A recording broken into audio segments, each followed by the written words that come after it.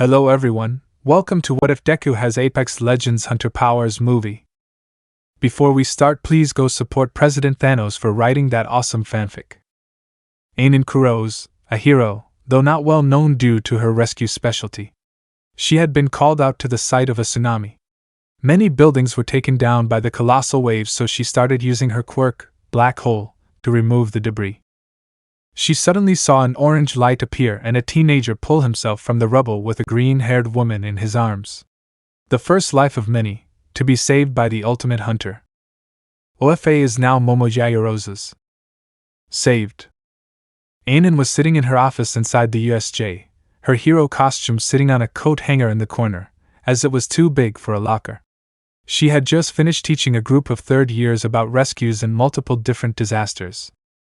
Now she was stacking some cards out of boredom. Classes only visit about once a month each, so once her week of rescue training was over, she was just a substitute for the rest of the month. Yes, sometimes other heroes would stop by to keep their skills sharp, but that was rare.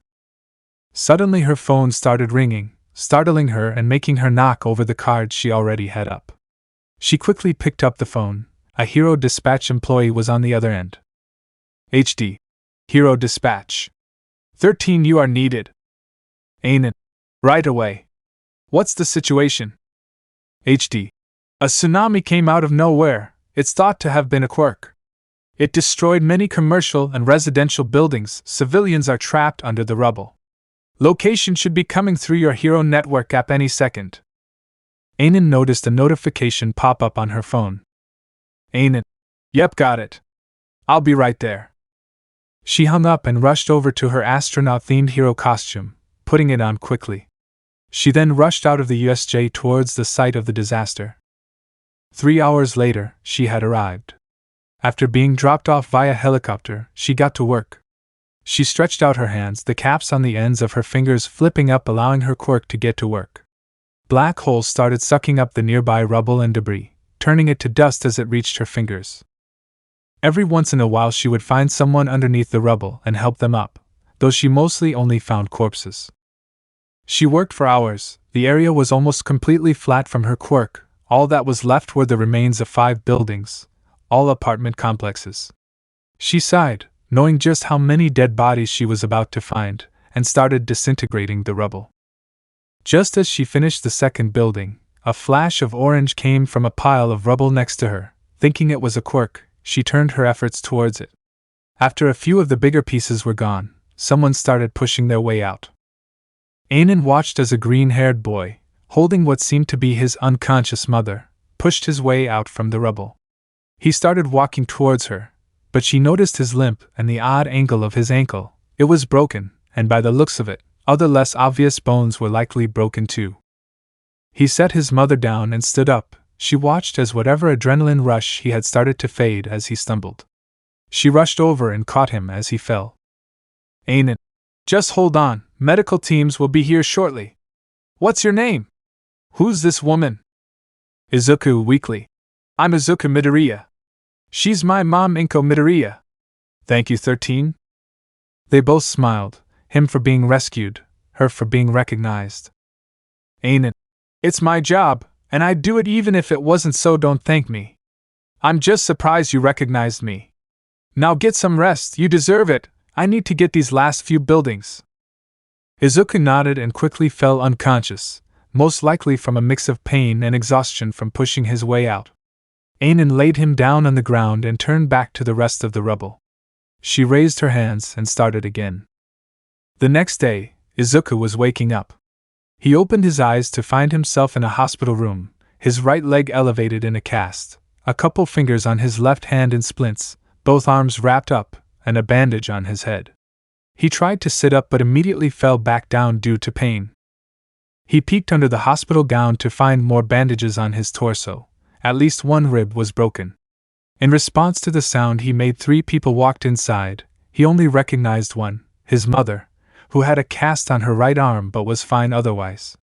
Another was a doctor, but the last person he didn't know at all. She was around 5 feet 11 inches 180 centimeters, had short hair, and had horizontal rings around her irises, like black holes. Doctor. Young man, you shouldn't try to move. 3 of your ribs were broken and your ankle needs to be still. Izuku. Oh. Okay. The doctor stayed and spouted more medical mumbo-jumbo that Izuku didn't understand before stating that he'd be in the hospital for a month until his ribs and ankle were healed enough to move. After that was done, the unknown woman spoke up. Ain't it? Nice to see you're okay, Midoriya. You were the most injured person I found alive. Izuku looked confused for a moment before connecting the dots. Izuku. You're 13. Anan giggled. Ain't it? Yep, that's me. Still surprised you recognized me at all. Either way, I'm just here to check on you. Like I said, you were the most injured survivor, so I wanted to make sure you're okay. Also, just call me Kurose when I'm not working. Izuku. Oh, okay, Kurose, and thanks for the concern. I'm actually a big fan. You're my second favorite right behind All Might. Ain't it? Really? It's rare I get recognized, but a second favorite? Ha, eat shit, Kayama. I made top 5 favorites first. She then got a smack in the head from Inko. Inko. Language, we're in a hospital. I'm pretty sure there's a kid visiting a family member in the next room. Ain't it? Oh. Sorry. Izuku let out a small laugh. Izuku. You're funny, Kurose. Who's Kayama if you don't mind? Ain't it? Thank you, Midoriya, and Kayama's Midnight. She, I, and Recovery Girl are the only female staff at UA, so yeah? Inko. UA? That's where Izuku wants to go. But with these injuries, I guess he won't be able to take the entrance exams. Ain't it? You know, Recovery Girl owes me a favor. I could get her down here tomorrow. Inko. We couldn't ask you to do that in good faith. A favor shouldn't be used on people you barely know. Ain't it? Why not? It's not like I have much going on that I'd need her help for anyway. Izuku. Thank you, Kurose. Ain't it? Now, Midoriya, what's your quirk? Must be pretty nice if you think you can get into UA. Izuku. It's called Hunter. It lets me send out that orange pulse thing you saw. When it passes through someone, their silhouette shows up in red for me. I can also instinctually know how long ago something like a footprint happened.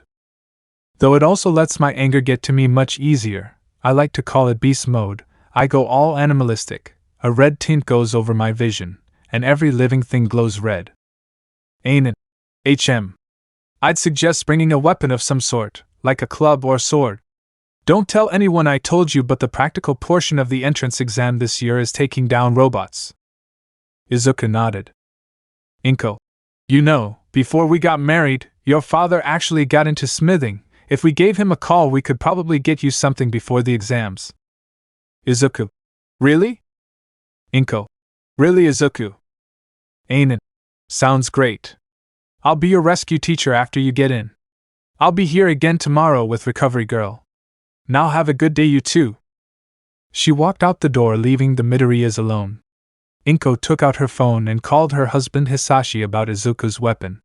The rest of the afternoon was spent deciding what the weapon would be.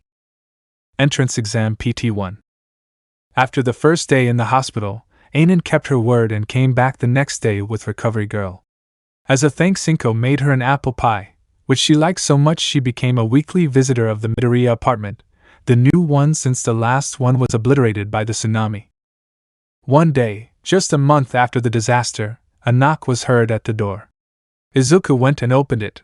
Reveal a mailman with a package. Mailman. A package for one Izuku Midoriya. Izuku. That's me. Mailman. Well, here you go then. Have a great day. Izuku took the box from the man. Izuku. You too. He closed the door and walked into the living room where Inko was. Inko. What did you order? Izuku. Nothing. I don't know what this is. Inko. Well, open it and find out. Izuku nodded and placed the box on the table. He went to get a knife and cut the tape when he got back. Once he opened it, a note was sitting over a block of foam. He picked it up and read it out loud. Izuku. Here goes.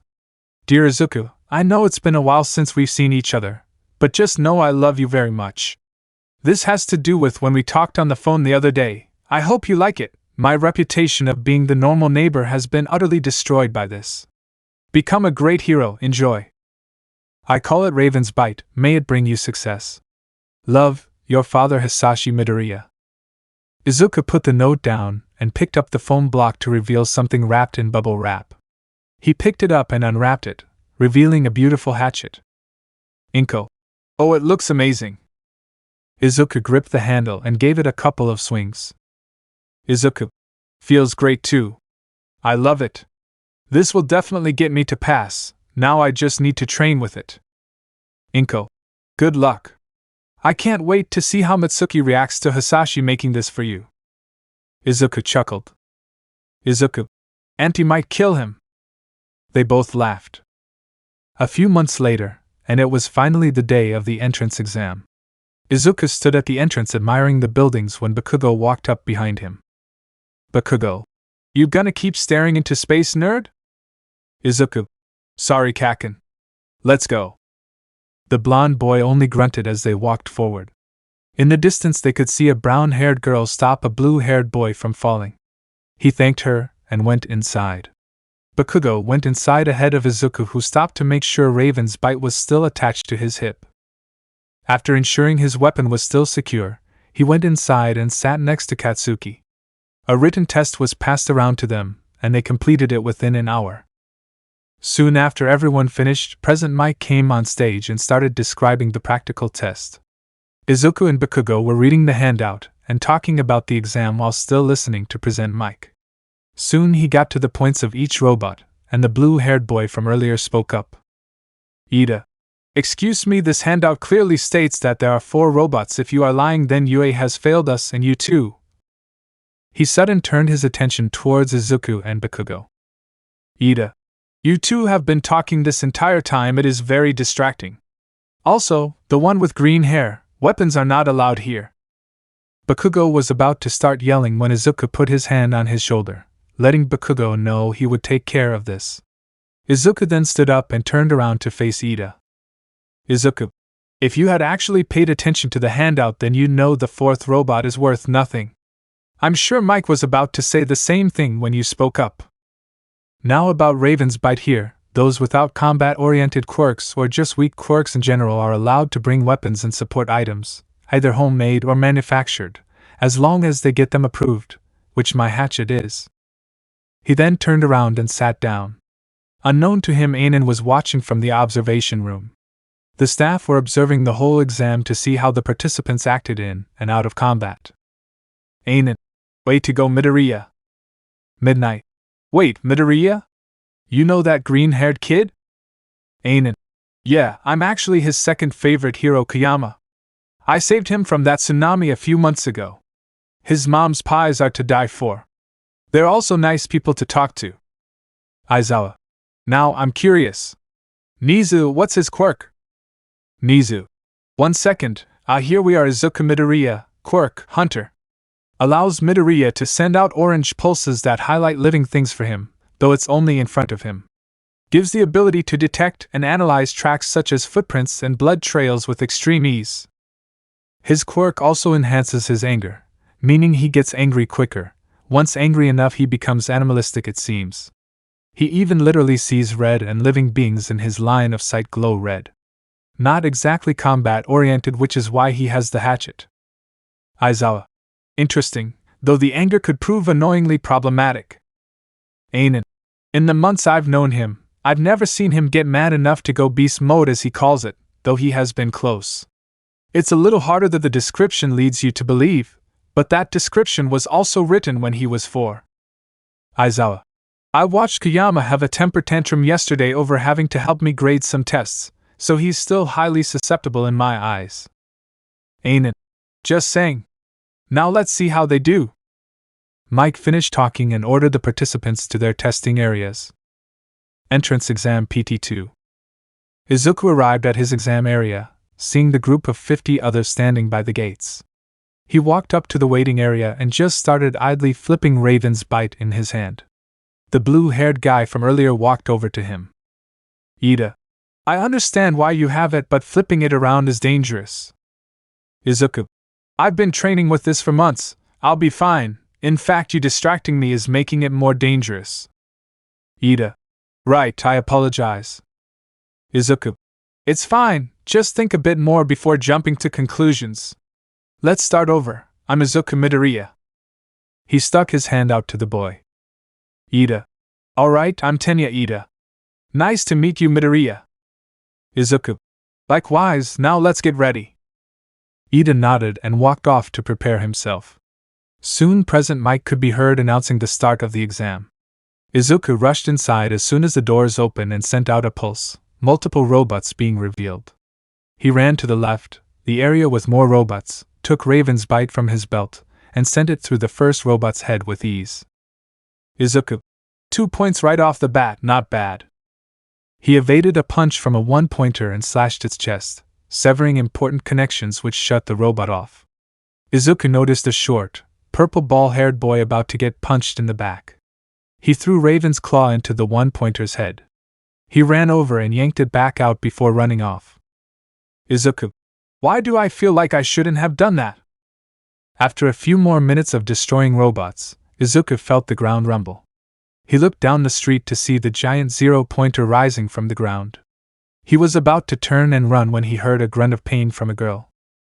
He looked back to see the brown-haired girl about to be crushed by the zero-pointer. Suddenly Ida ran past him and over to her.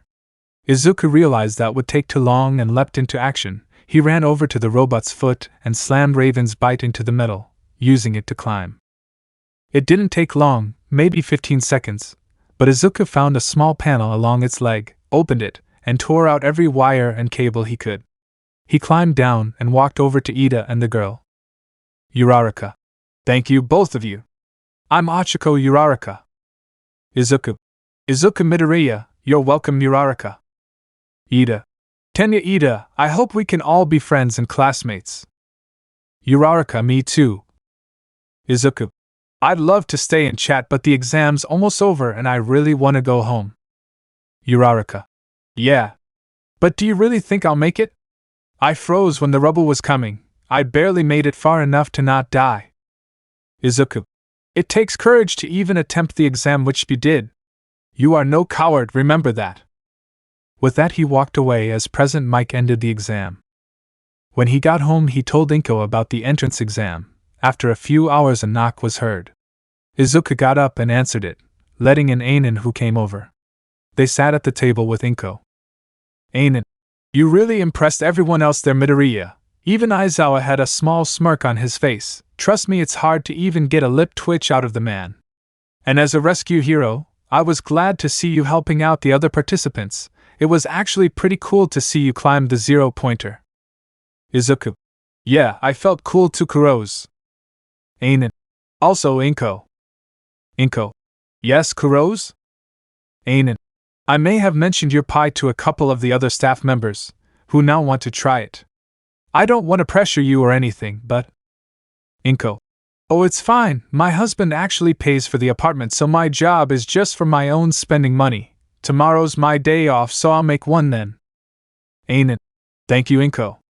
I owe you one.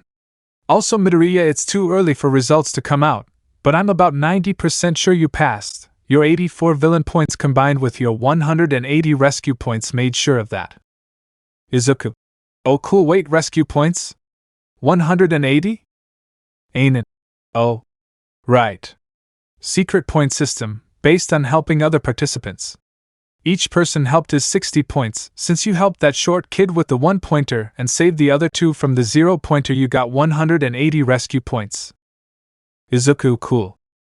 Anan. It was my idea in the first place. This is just the first time it's been implemented. Anyway, I gotta get going. The USJ won't be ready for the year if I don't get started. Gotta replace the filters and get some Mentos to rebuild parts of the urban areas. Oh, and get Mr. Garzer to refill the gas tanks for the fires.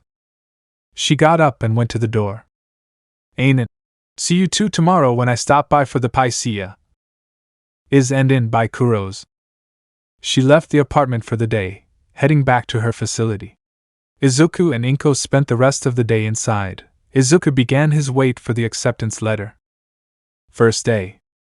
As it turns out, Anan was right. Izuku did get in now. He was getting ready for his first day at UA.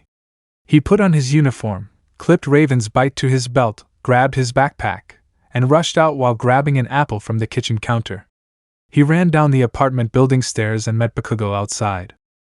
Bakugo. No need to rush, we're still pretty early, Deku. Izuku. Yeah, but I'm excited, Kaken, and I know you are too. Bakugo. TCH, whatever, let's just go. Izuku nodded and they walked to the train station. After an hour ride and a few minutes of walking, they made it to UA. They looked at each other, smiled, nodded, and sprinted inside. When they reached the classroom, they both charged through the door, accidentally knocking down a boy with a bird head. They all got up off the floor. Izuku. I am so sorry, are you okay? Tokoemi. It is fine, any aspiring hero would be drawn to knock down my darkness. I'm Fumikage Tokoemi, nice to meet you. Izuku. I'm Izuku Midoriya, and this ball of anger over here is Katsuki Bakugo. Bakugo. I can introduce myself, nerd. And why didn't you scan the room first? Izuku just shrugged. He then heard the door open again and a familiar voice speak up. Uraraka. Oh Midoriya, Ida, you're both here. Bakugo and Tokoemi followed Izuku over to her as Ida also approached. Bakugo. This the girl you mentioned, Deku? Izuku. Yep. Ida. Uraraka, it is a pleasure to see you passed. Izuku. Yeah, good job. Uraraka reached into her bag and pulled out her phone. Uraraka. We never exchanged numbers after the exam. Ida. It would be nice to be able to contact each other. Tokoemi. There is much light in this group, may I be a part of it? Uraraka. Of course, who are you? Tokoemi. Fumikage Tokoemi. Uraraka. Nice to meet you. The group all exchanged numbers and sat at desks close to each other. Suddenly Izuku looked near the podium and got up. He walked over and bent down. Bakugo. What is it? Izuku. 30 seconds, someone entered but we didn't see them. Based on the print, it's not a student's sneaker, but an adult's boot. He scanned the room, a silhouette appearing under the teacher's desk. Izuku. Under the desk, who are you? A yellow caterpillar. No, a man in a sleeping bag rolled out from under the desk.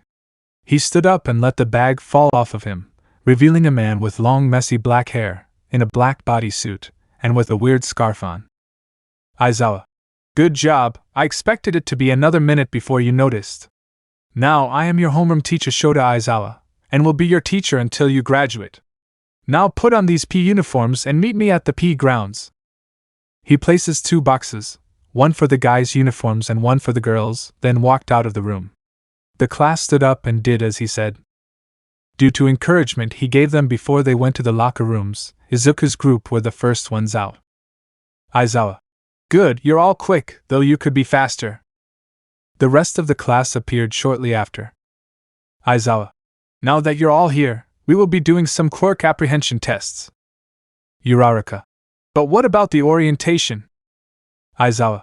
UA prides itself with giving its teachers freedom to teach how they wish. This school isn't held back by any regular curriculum. Bakugo, what was your score in the softball throw in junior high? Bakugo. Around 67 meters, I think. Aizawa tossed Bakugo a ball and motioned towards a circle. Aizawa. Do it again, but with your quirk. Do whatever you like, but don't leave the circle. Bakugo nodded and walked into the circle. He wound up, swung his hand forward, and used an explosion as the ball left his hand. Bakugo, die. The ball disappeared from view as it flew away. After a few seconds, Aizawa showed the screen of the tablet he was using, showing Bakugo through the ball 705.2 meters. Ashido. We get to use our quirks? This is gonna be fun. Aizawa. Fun, Ashido? Fine, last place gets expelled. Uraraka. But that's not fair. Aizawa. Life itself isn't fair, Uraraka. Villains kill people and destroy homes every day. People live in poverty and can't escape it. Izuku. Natural disasters take homes and kill millions every day, like that tsunami a few months ago. Uraraka. Oh, sorry. Aizawa. Don't be, you're here to learn. Now let's get started. For the first test, the 50-meter dash, Izuku was paired up with Uraraka, who made her clothes lighter. The test started and Uraraka's lighter clothes helped her get ahead of Izuku, but only by half a second. For the basic tests like grip strength, standing long jump, and repeated side steps, Izuku got slightly above average. But he was getting irritated. He could hear the boy with purple balls for hair he saved during the entrance exam making perverted remarks towards the girls. It was during the last test, the ball throw, that he got really mad. Just as he finished his throw, he heard Mineta comment on Uraraka. He could handle the others, but she was his friend. Bakugo knew what was happening as soon as a sound escaped Izuku's mouth. Izuku Raya. Bakugo. Should get back.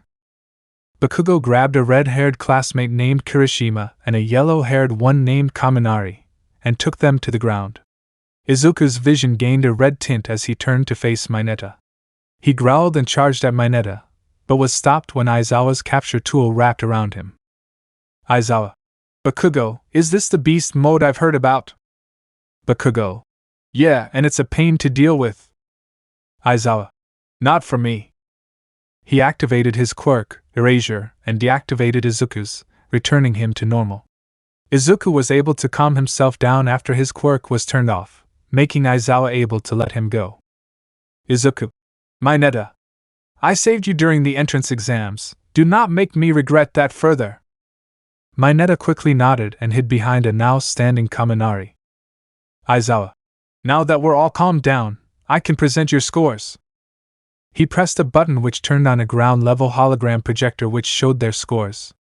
Izuku had gotten 14th, not bad, but not all that good either. None of his group had gotten last thankfully, though the invisible girl named Hagakure did get last place. Aizawa. Oh, and I was lying about the expulsion. It was just a logical ruse to get you all to try your best. The class collectively groaned except for Yaoyorozu. Yaoyorozu. I thought you all knew. Should I have said something? Class, yes. Yaoyorozu. Oh, sorry. Tokoyami walked up and placed a hand on her shoulder. Tokoyami. Don't be, you had no clue we didn't know. Aizawa. Anyway, get inside and change back, there's syllabuses on my desk. Hang out till lunch for all I care, just don't leave the room unless you absolutely need to. With that he walked over to his sleeping bag, which he brought, got in, and fell asleep. The class went inside and did as they were told. Ashido suggested everyone introduce themselves. Everyone introduced themselves one at a time until it became Izuku's turn. Izuku. As a few of you already know, I'm Izuku Midoriya. I like Katsudon and heroes. My quirk is called Hunter. Jiru. Yeah, what does that mean? How does this beast mode fit into it? Izuku. I'll get to that last part. My quirk lets me send out these orange pulses that show me the silhouettes of people and machines. Not all machines though, just ones advanced enough to hurt me. I don't really know why, I think it's like an instinctual thing. I can also pick out certain things like footprints or drops of blood and even instinctually know how long ago it happened. Now, the beast mode. Thing is what happens when I get really angry, which is easier to do because my quirk heightens my anger. Ashido, cool. Kirishima. Sounds super manly. Kaminari. Remind me not to get on your bad side, man. Tokoyami. I am glad we're friends, Midoriya, not enemies. Izuku. Me too, Tokoyami. Later, after school, Izuku arrived at the apartment to find Anan talking to Inko. As he walked into the living room, they turned to him. Anan. Oh, Midoriya, hey. Izuku. Hey, Kurose. Inko. How was the first day? Izuku, great. Anan. Oh, hold on. What class are you in?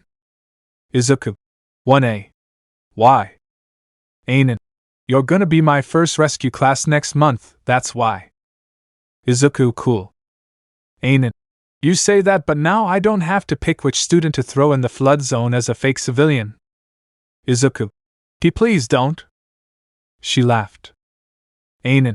No promises anyway, I should go. Have a good afternoon, you too. Izuku.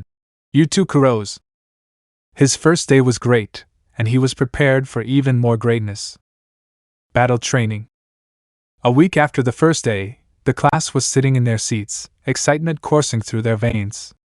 Today was gonna be their first practical lesson in heroics. Izuku was talking to Bakugo and the rest of their group when they heard the door slam open. I am here coming through the door like a normal person.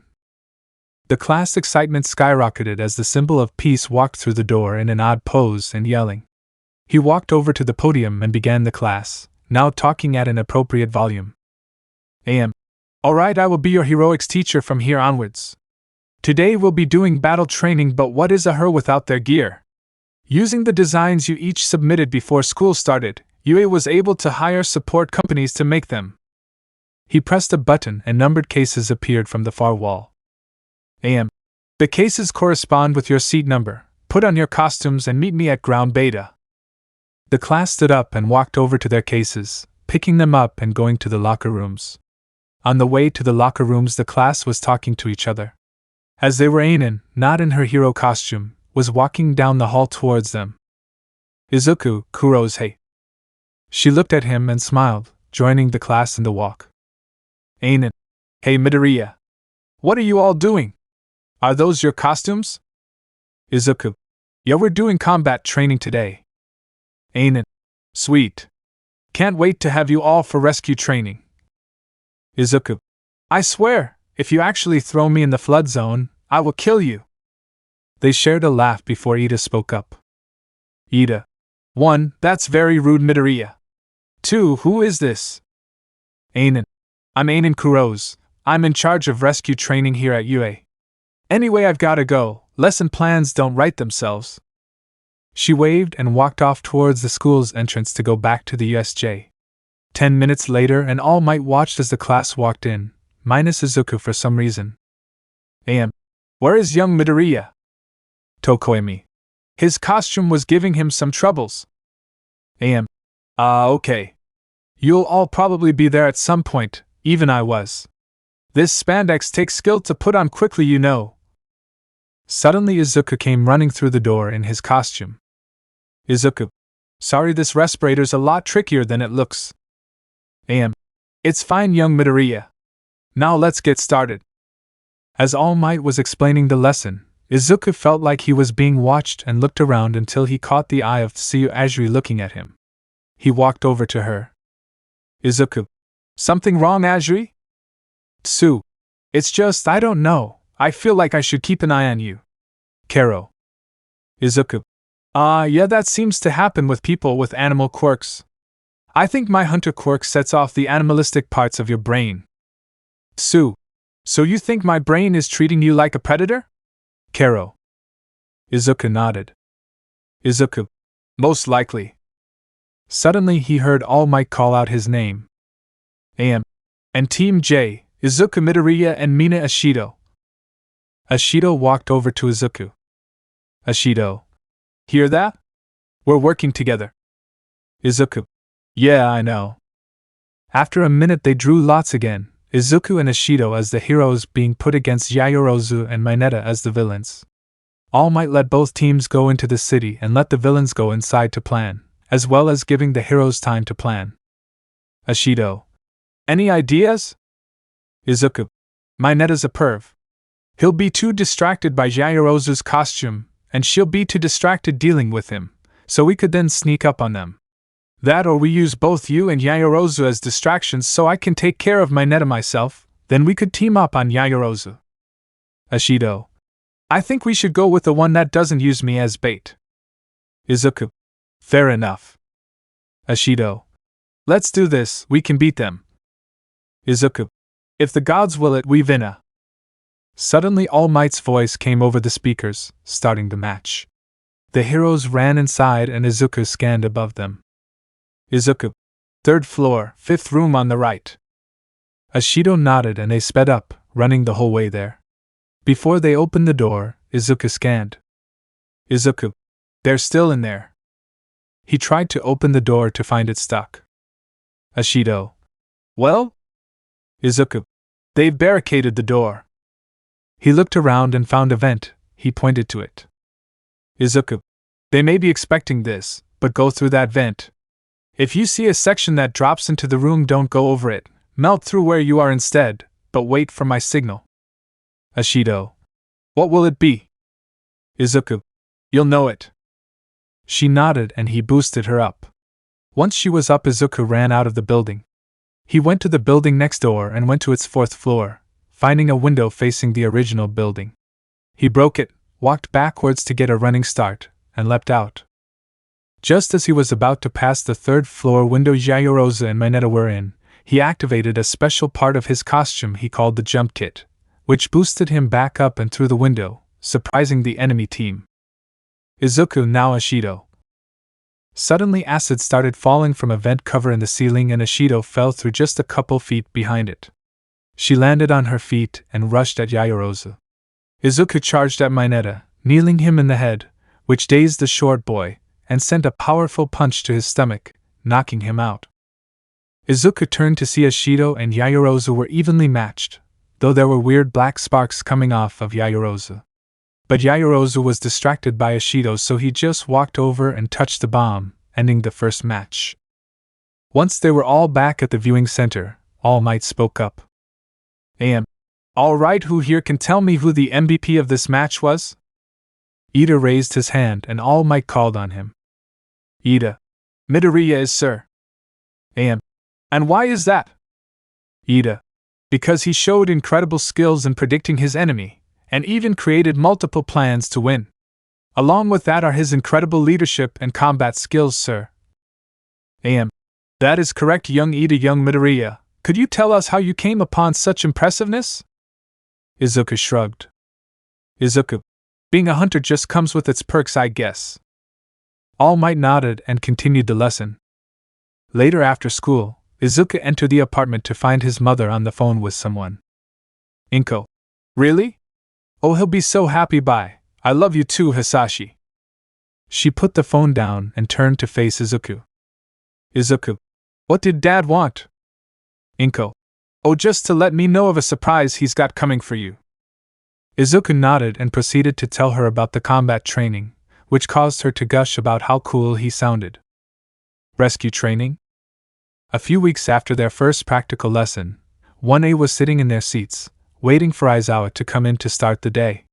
Being bored, Izuku scanned the room, finding the man fast asleep under his desk. He leaned over to Tokoyami. Izuku. Hey, Tokoyami. Tokoyami. Yes, Midoriya? Izuku. He's under his desk. Can Dark Shadow wake him up? In response, he released the Shadow Beast. Dark Shadow. Leave it to me. Izuku nodded and he stretched all the way over to Aizawa's desk and went under it, only for the class to hear him scream, twice. The first was obviously to wake the sleeping man, but the other was full of fear. Dark Shadow immediately reeled himself back in and returned to Tokoyami. Aizawa stood up and glanced at the class, then at the clock. Aizawa. Damn, must have slept through the alarm. He walked up to the podium to start the day. Aizawa. First things first, never wake me up like that again. Next, all your classes for the day have been cancelled for today's heroics lesson, rescue training. Izuku raised his hand. Aizawa. Yes, Midoriya? Izuku. We're going to the USJ, right? Aizawa nodded, secretly amazed he knew about the facility. Aizawa. Anything else? Izuku. You won't let Kurose throw me in the flood zone, will you? Aizawa chuckled. Aizawa. We'll see.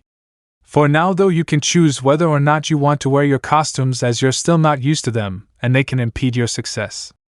Ida, as class rep, you will be in charge of keeping everyone here in line. Ida quickly stood and bowed, acknowledging his task. Ida. All right, everyone, let's go. Everyone stood from their desks, grabbed their costumes from the wall, and went to get changed. Half an hour later, their bus arrived at the USJ and the class got off. As Izuku stepped off, he noticed Anan peeking through the door with her helmet off, a mischievous smile on her face. He shook his head, pleading with her, but she just laughed and closed the door. Once the whole class was off the bus, she walked out, now with her helmet on, and Izuku watched as Uraraka fangirled over her favorite hero. Izuku walked up to the front and stuck his hand out, which Anan shook. Izuku. Nice to see you again. What should I call you right now? Anan. 13, but if my helmet's off you can call me Kurose as normal. Nice costume, by the way. I see Raven's Bite has a new fancy sheath. Izuku chuckled. Izuku came with the costume, so unfortunately I can't keep it with me. Anyway, I should let you start. He walked back to his group in the middle and allowed her to start.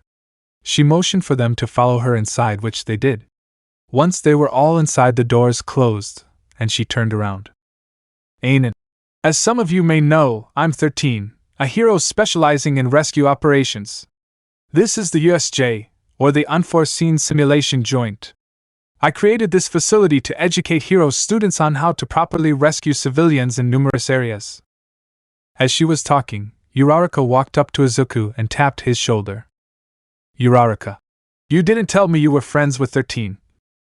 Izuku, you never asked? Anan, and finally we will start with rescues in water, and one of you will be put in as a fake civilian. Izuku whipped his head around to face her, noticing she was looking at him. Izuku, no. He turned and started running, but then he felt a pull. He turned to see one of her caps were open and she was pulling him in. Izuku, that's cheating. Anan, heroes can't always fight fair, Midoriya. With that, she opened another cap which pulled him off the ground. She raised her hand straight up, pulling him up too, turned around, threw her and forward and closed her caps, sending Izuku flying into the flood zone. He resurfaced and sent her an annoyed glare. She chuckled and led the class down to the edge of the water. Anan, we will practice swimming a civilian back to shore to save them from drowning. Now line up, I'll tell you when to go. For the next few hours, the class would swim out, grab whoever was out there, as the fake civilian was swapped out each time the line was emptied. Anan would correct the way they carried their classmates each time they came back. When they were done and about to leave, Izuku walked up to Anan. Izuku, Kurose. Anan, Midoriya. He grabbed her arm, spun around, and chucked her into the flood zone. Her costume had flotation devices, so she just floated back up. Izuku, oh come on. Anan, Midoriya, this costume is too big to swim in, you should have known this would have happened. Izuku, doesn't matter, I know where the USJ is, keep your eyes peeled, Kurose, your days of being dry are numbered. Izuku then took off his respirator and helmet, revealing his wet hair. It was drooping over his eyes, so he combed it back with his hand. Anan, oh, I look forward to when you can get me in here. She kicked herself back over to the edge and Izuku helped her up. She took off her helmet and they walked over to the class. Ida, oh, you're the woman from the hallway a couple weeks ago. Anan, yes, I am Ida. Now you all should go, the school will thoroughly wash and dry your costumes after this. Good luck and see you all next month. She waved as they walked away and boarded the bus. Izuku glanced back and they locked eyes and smiled. The bus then pulled out, and Class 1A's first rescue training ended. Festival preparations. Somewhere in a city, two people are in a bar, one a man of purple mist dressed as a bartender, the other a blue-haired man wearing a black shirt. While the nicely dressed man was cleaning a cup, the blue-haired man was complaining. Damn nature. Always the random attack you can't see coming, almost like it's another player entirely. If it weren't for that tsunami, we'd have killed All Might by now. He slammed his fist onto the table, making the mist man face him. Patience, Tamura Shigaraki. We will have our chance soon. In fact, I believe I have an idea. The man now known as Shigaraki looked his companion in his yellow eyes. Shigaraki. And what would that be, Kurojiri? Some kind of secret shortcut to the boss? Kurojiri. The sports festival is coming up. If the master allows us to borrow an extra Nomu, we may win. Shigaraki brought his hand to his chin, ensuring only 4 fingers were making contact. Shigaraki. You may be right. Master, what do you think? The two men turned to a small TV filled with static, then a voice spoke. Master, I'll lend you 1 extra Nomu for this. While the one I promised before has super regeneration and shock absorption, this new one has a myriad of water and lightning quirks and a simple yet powerful strength enhancer. While the first one deals with all might, it would be wise to let the new one deal with the others. I do suggest you deal with Eraserhead, who will undoubtedly be there. Shigaraki. Thank you, Sensei. Master. Anything for you, Tamura.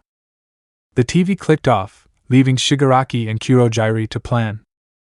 Izuku was just thrown over Anan's head. He was training for the sports festival, which was in just under a week. Class 1A and 1B were being dismissed early to let them train for the festival on their own. Izuku had already talked to Nizu, and Raven's bite wasn't going to be allowed as his opponents would be other students, but he was allowed to use a simple police baton. Now he was training with Bakugo and Anan. Usually the staff of UA couldn't train students for the festival, but since Anan wasn't categorized as a battle trainer, she could help. Izuku landed behind Anan and rolled out of the way as she tried to kick him. He jumped up to his feet and wiped the sweat from his forehead. He then fell backwards, landed on his butt, and he put his hands behind him to prop himself up. Izuku. Wow. Pant, that was a workout. Anan chuckled and walked over to help him up. She stuck out her hand and he took it, then she pulled him up. Anan. Yeah, it was. Few haven't gotten this sweaty in a while. She pulled on the collar of the tank top she was wearing to ventilate a little, causing Izuku to notice just how it clung to her torso. Her hero costume was very big and baggy, so it hid her body, making many assume she was a guy most of the time, but without it she was clearly a woman. Izuku looked away quickly, not wanting to stare, but both Anan and Bakugo caught his quick turn. Bakugo turned around and tried not to laugh, and Anan blushed, but decided to tease Izuku. Anan. My, it's hot out. Sounds like the perfect weather to go to the beach, huh, Midoriya? Izuku was still turned around. Izuku. Why, yes it does, Kurose. She faked a whine. Anan. Sucks, my one piece got lost. Guess I'd have to stick with that bikini I've had since high school. This made Izuku tense up, which caused her to laugh and hang her arm around his neck. Anan. Relax, Midoriya, I'm only teasing. Izuku. Alright. But little did she know, Izuku had a plan of his own. Izuku. At least it gives me time to buy trunks to replace that Speedo. Anan. Eh? Izuku looked over to see Anan in a similar state he was just moments before, thinking of how the other would look in their respective swimwear. Izuku chuckled and patted her back. Izuku. Relax, Kurose, I'm only teasing. She frowned at his use of her own words. Bakugo. Oh my god, are you two done flirting? They turned around quickly, blushes on their faces. Izuku. We weren't flirting, Kaken. Anan. Why, yeah, Bakugo. Bakugo scoffed. Bakugo. Right. And I don't have anger issues. They looked at each other and Bakugo laughed. Bakugo. Have fun with this, I'm going home. With that he turned around and walked away, leaving the two alone. Anan. So, about that beach day. Izuku. What is it? Anan. How about tomorrow? It's Saturday, so school won't matter for you. Izuku nodded. Anan. Great. They had both seemingly recovered from their earlier nervousness. They kept talking for a little bit, but Izuku had to leave after a while. Just before he did, Anan grabbed his wrist to get his attention. Izuku. Yeah? Anan. See, call me Anan, okay? I feel like we've reached that. Izuku nodded and gave her a nervous smile. Izuku. Sure. Call me Izuku then, Anan. She let go of his arm and waved as he walked away. Anan by Izuku. He waved back before turning around and turning a corner. The sports festival would be a big day for many, and this one wouldn't be forgotten so easily. Beach day. Izuku awoke to his alarm going off. He sat up and turned it off.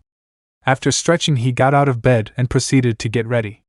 He left his room wearing his favorite green zip-up hoodie, a pair of shorts, and a bag full of beach supplies including his trunks, sunscreen, and a towel. He reached the kitchen where his mother was cooking breakfast. She turned around once she heard him. Inko. Oh honey, good morning. What are you doing dressed like that? Izuku. Beach day with Anan. Inko raised an eyebrow. Inko. Anan? Izuku. Oh, right. We're on first name basis now. Sorry for forgetting. She smiled, shook her head. Inko. Anyone else? Izuku shook his head. Izuku. Nope, just me and her. She chuckled and got back to cooking. Inko. Have fun with that, just please wait until you finish eating first. Izuku sat down at the table to wait for his mom to get finished cooking and took out his phone. He opened his messages and sent one to Anan. Izuku, I haven't left yet, have you? Anan, just left my apartment. How long until you do? Izuku, when I finish breakfast, so just a few minutes. I should be there in like half an hour. Anan, okay, see you there. Izuku, see you. He put his phone away as Inko placed a plate in front of him. Izuku, thanks mom. She smiled and planted a kiss on his forehead. Inko, now eat up, you've got a long day ahead of you. Izuku nodded and started eating his breakfast. Anan was sitting on the towel she laid down, wearing a pair of red shorts and a light blue t-shirt. She was waiting for Izuku to show up. He still had 10 minutes before he said he would be there, but she was getting impatient. Anan, come on Izuku, it's boring here without you. Then some random guy walked over to her. Random man. Hey, what's a pretty lady like you doing here all by yourself? Anan, waiting for a friend, thank you very much. RM, mind if I keep you company until she arrives? Anan, until he arrives, and yes, I do mind. The man then sat next to her. Clearly he wasn't going to give up. RM, well, in my experience, that's just a test to see how far I'm willing to go for you. Anan was starting to get agitated. Anan, sir, this could be considered harassment.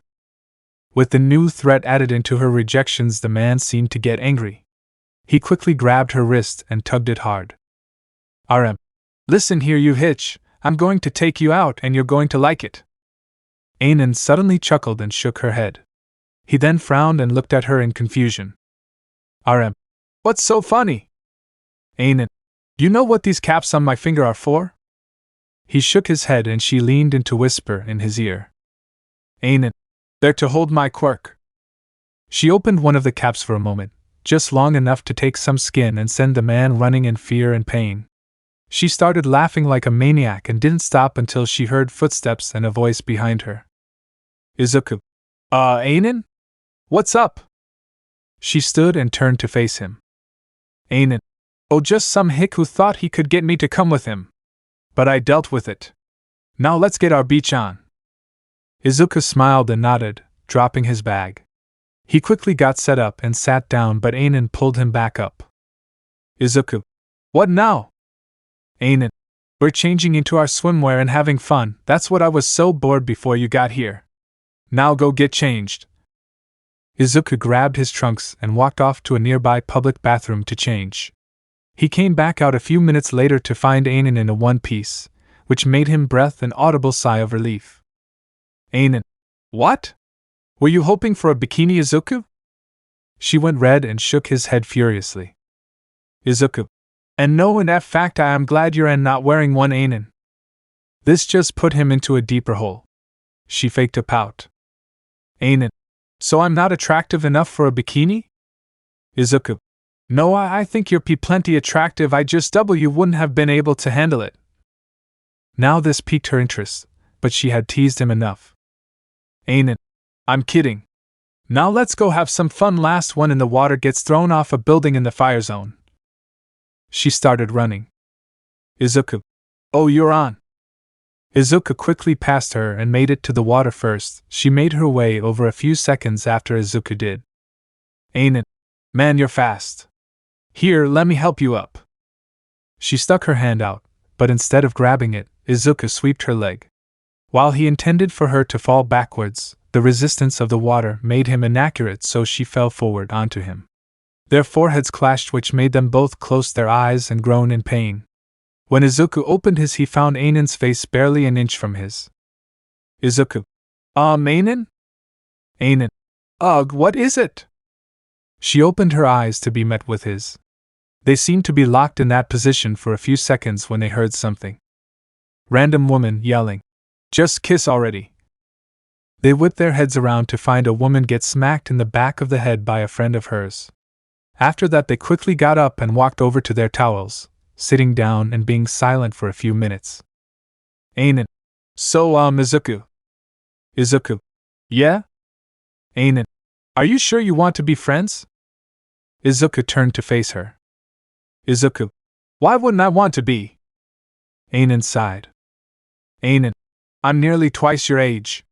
More people your own age might be more worthwhile than me. Izuku smiled and placed a hand on her shoulder.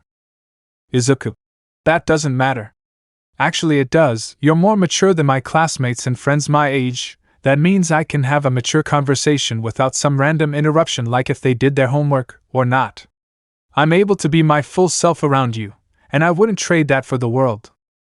I know we've only known each other for barely a year, but I'd say you're my best friend, right under Kaken. She smiled and placed her hand on his, which was still on her shoulder. Anan, thanks for that, Izuku. I have another question. Izuku, ask away. Anan smirked. Anan, what did you mean when you said you wouldn't be able to handle me in a bikini? This caught Izuku off guard. Izuku, I meant that I wouldn't be able to, She chuckled and turned to face him. Anan, it's alright, no need to answer. I have something for you. Izuku, what is it? She giggled and placed a kiss onto his cheek. Anan, get past the first round of the festival and I'll give you another. Izuku, we aren't. She placed a finger to his lips. Anan, dating? You're right, we aren't. She removed her finger. Anan, but if I'm being honest, I want to. I want to be with you, Izuku. So what do you say? Izuku nodded. Izuku, yes, I want to do this too. If I'm being honest, I've liked you for a while now. She giggled and backed away from him to let him cool off a little. After a minute, he spoke up again. Izuku, you were really different than Anan, almost like you flipped a switch.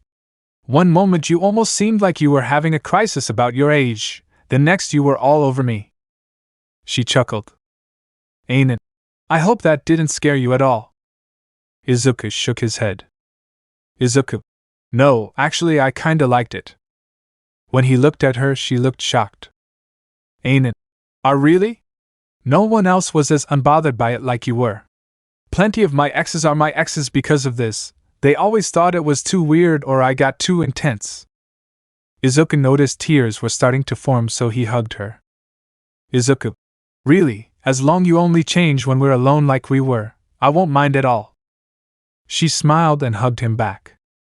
Anan, thank you. He only responded with a tighter hug. Izuku and Anan's journey together had only just started, but they would be sure to have each other's backs every step of the way. Sports Festival. President Mike. Are you ready? Class 1A could hear the voice of President Mike over the speakers in the stadium. They were in their waiting room, getting ready to walk out. They were all wearing the standard P uniforms, except for 3. Ashido had her shoes, Aoyama had his belt, and Izuku had 2 extendable batons and holsters on his thighs. Then Todoroki stood up.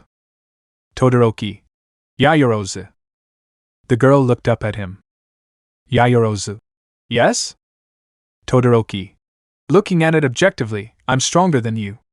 But you also have All Might in your corner giving you strength, and because of that, I will beat you. Midoriya. Now it was Izuku's turn to look up at him. Todoroki. Your quirk isn't suited for this, that's clear to everyone.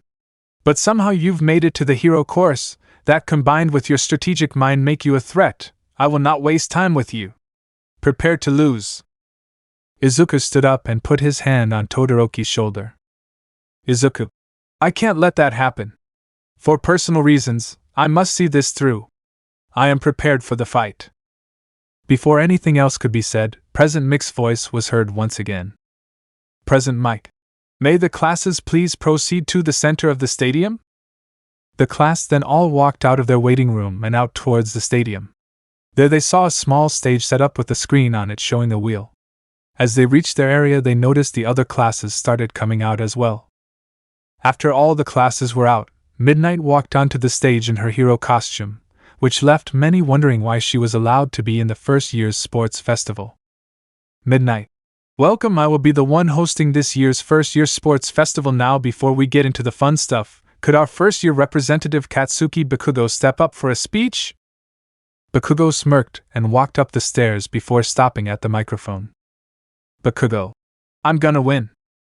He then walked back down as the crowd oh-oh'd and the other class booed. He also received smacks from both Izuku and Uraraka. Midnight. Okay, moving on from that, interesting speech, we have our first event. She clicked a remote she had and the wheel on the screen started to spin. It eventually stopped at obstacle race. Midnight. Obstacle race. The students must run along the outside of the stadium while avoiding both set-up obstacles and any student-made impediments. The first 42 will move on to the next round. Please line up at the tunnel entrance. Back at the bar, Shigaraki and Kurojiri were watching the sports festival. Shigaraki. Ugh, when do we go? Kurojiri. After the first event is finished, Master wishes to see if there are any noteworthy quirks to steal. And I find it very entertaining to watch them struggle against each other. Just then 2 loud thumps were heard along with a sloshing sound. When the 2 men looked behind them, they saw 2 beings. One enormous and bulky, with a beak-like mouth. The other was around the other's height, but was lanky and impossibly thin, like it had been starved for years. It also had patches of long dark pink hair all over its body. The only common trait between them were their exposed brains. The skinny one, when its mouth was open, was seen to be filled with dark lightning that danced around its insides. Kurojiri. It seems our nomus are here. Wish to name them so we can order them separately? The blue-haired man-child brought 3 of his fingers to his chin. Shigaraki. Well, the big one was made to kill All Might, so how about All Doom? Kurojiri. A bit edgy, though it'll do. How about the other? Shigaraki. Shock therapist. Kurojiri nodded. Kurojiri. I see. Very suiting. Now let's get back to watching, we must be prepared. Shigaraki nodded and turned back towards the TV. The buzzer sounded and the event started. Izuku and the other students all rushed into the tunnel at the same time, then the air started to feel colder. Realizing it was Todoroki, Izuku jumped up to avoid the ice that quickly trapped the other students. Once he landed, he started pushing off of the stuck students to move forward. When he emerged, he noticed a large robot, clearly a zero-pointer, covered in ice and starting to fall. Izuku. Wow, he wasn't kidding, he's not wasting time. Izuku ran forward and jumped onto the frozen arm of one of the robots. He began to run up it, intending to make OT before it completely fell, but he wouldn't. It tipped forward, threatening to crush him. Before it did, he grabbed onto a small lip and shimmied his way to the other side, just in time to not get crushed. He slid down the arm and continued on until he came across a large pitfall. There were pillars and ropes to help get across. Izuku took a deep breath and charged forward across the ropes. He eventually made it across. The announcement for first had already gone off. It was Bakugo, meaning Izuku would have to pick up the pace. He ran on until a minefield appeared before him. This was the easiest one.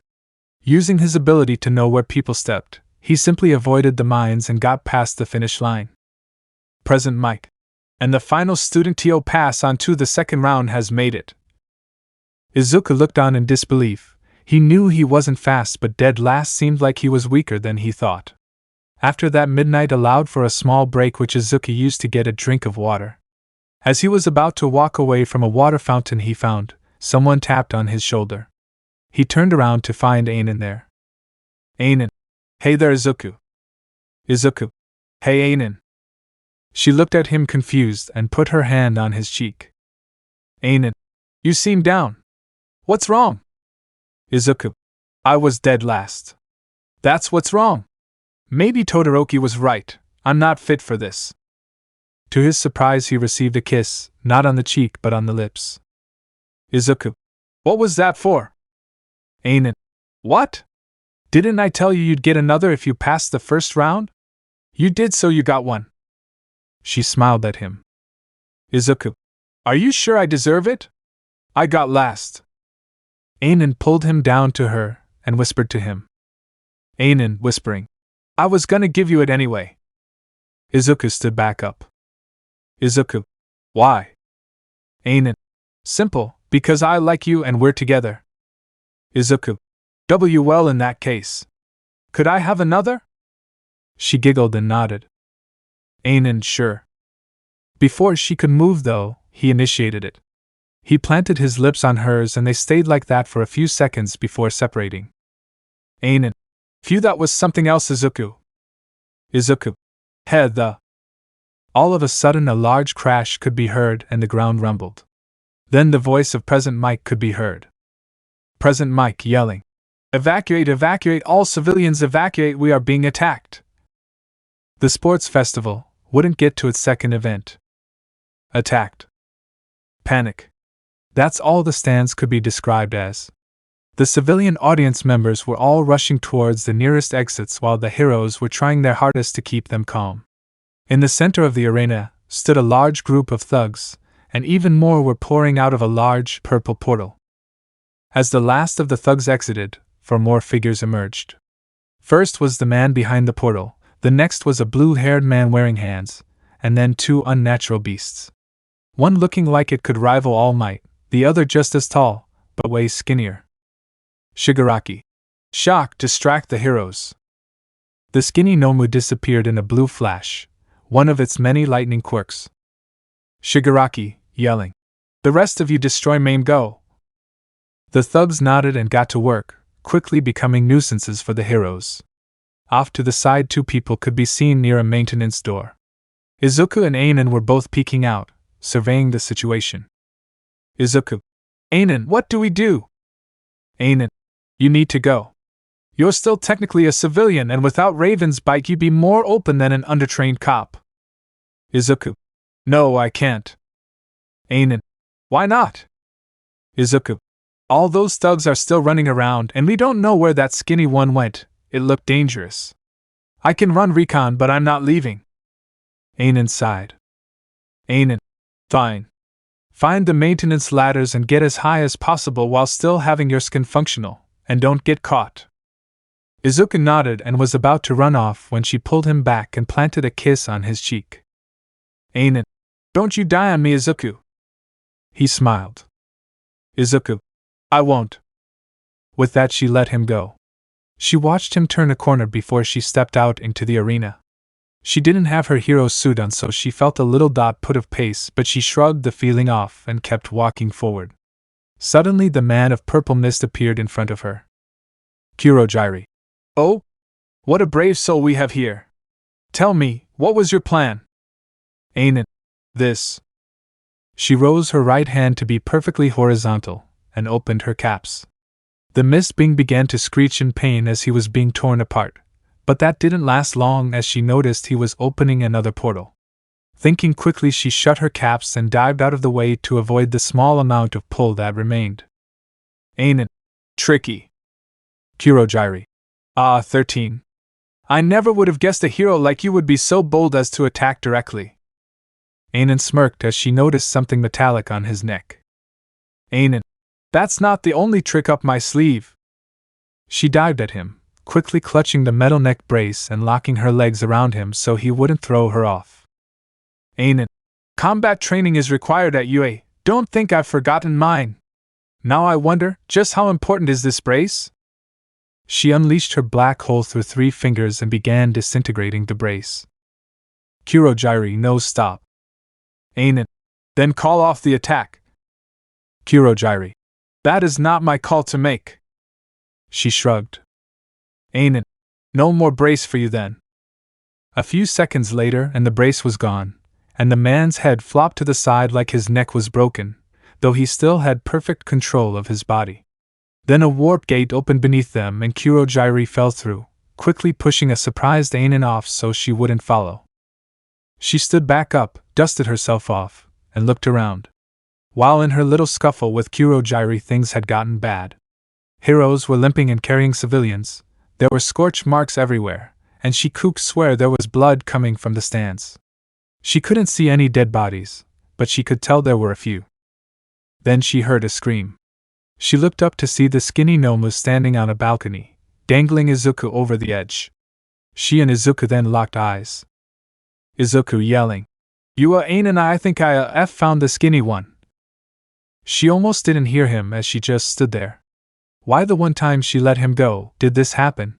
She wasn't about to let that thing drop him, but what could she do? Nothing. If she ran to help, he would hit the ground before she ever made it up. If she used her quirk, she would just kill him too. Just before she fell to the ground in defeat, a familiar voice was heard booming through the arena, yelling, "Fear not, heroes and citizens, why? Because I am here." Then in the blink of an eye both Izuku and the Nomu disappeared. Izuku appeared next to Anan along with All Might, and the Nomu was implanted into the wall. All Might. 13. I suggest you and young Midoriya get out of here. I apologize for taking so long to get here. Anan. Thank you. She helped Izuku up, who seemed to have a broken ankle from how hard the Nomu had gripped his leg. As they walked out, they could both hear the sounds of All Might's battle with the villains and the Nomus. Izuku was in his hospital bed. It was only for a day while the doctors ensured his ankle was the only thing wrong with him. Inko was asleep next to his bed, a few empty tissue boxes and one half empty sitting next to her. A knock was heard. Izuku, come in. The door opened and Anan walked inside. Once she saw him, she smiled, but her smile quickly turned to a stern look as she walked over and sat down. Izuku. Anan. Is something wrong? He couldn't see she was on the verge of crying. Anan. Why, yes. Izuku held out his hand and she took it, holding on a bit harder than she meant to. Izuku. Tell me then. Please?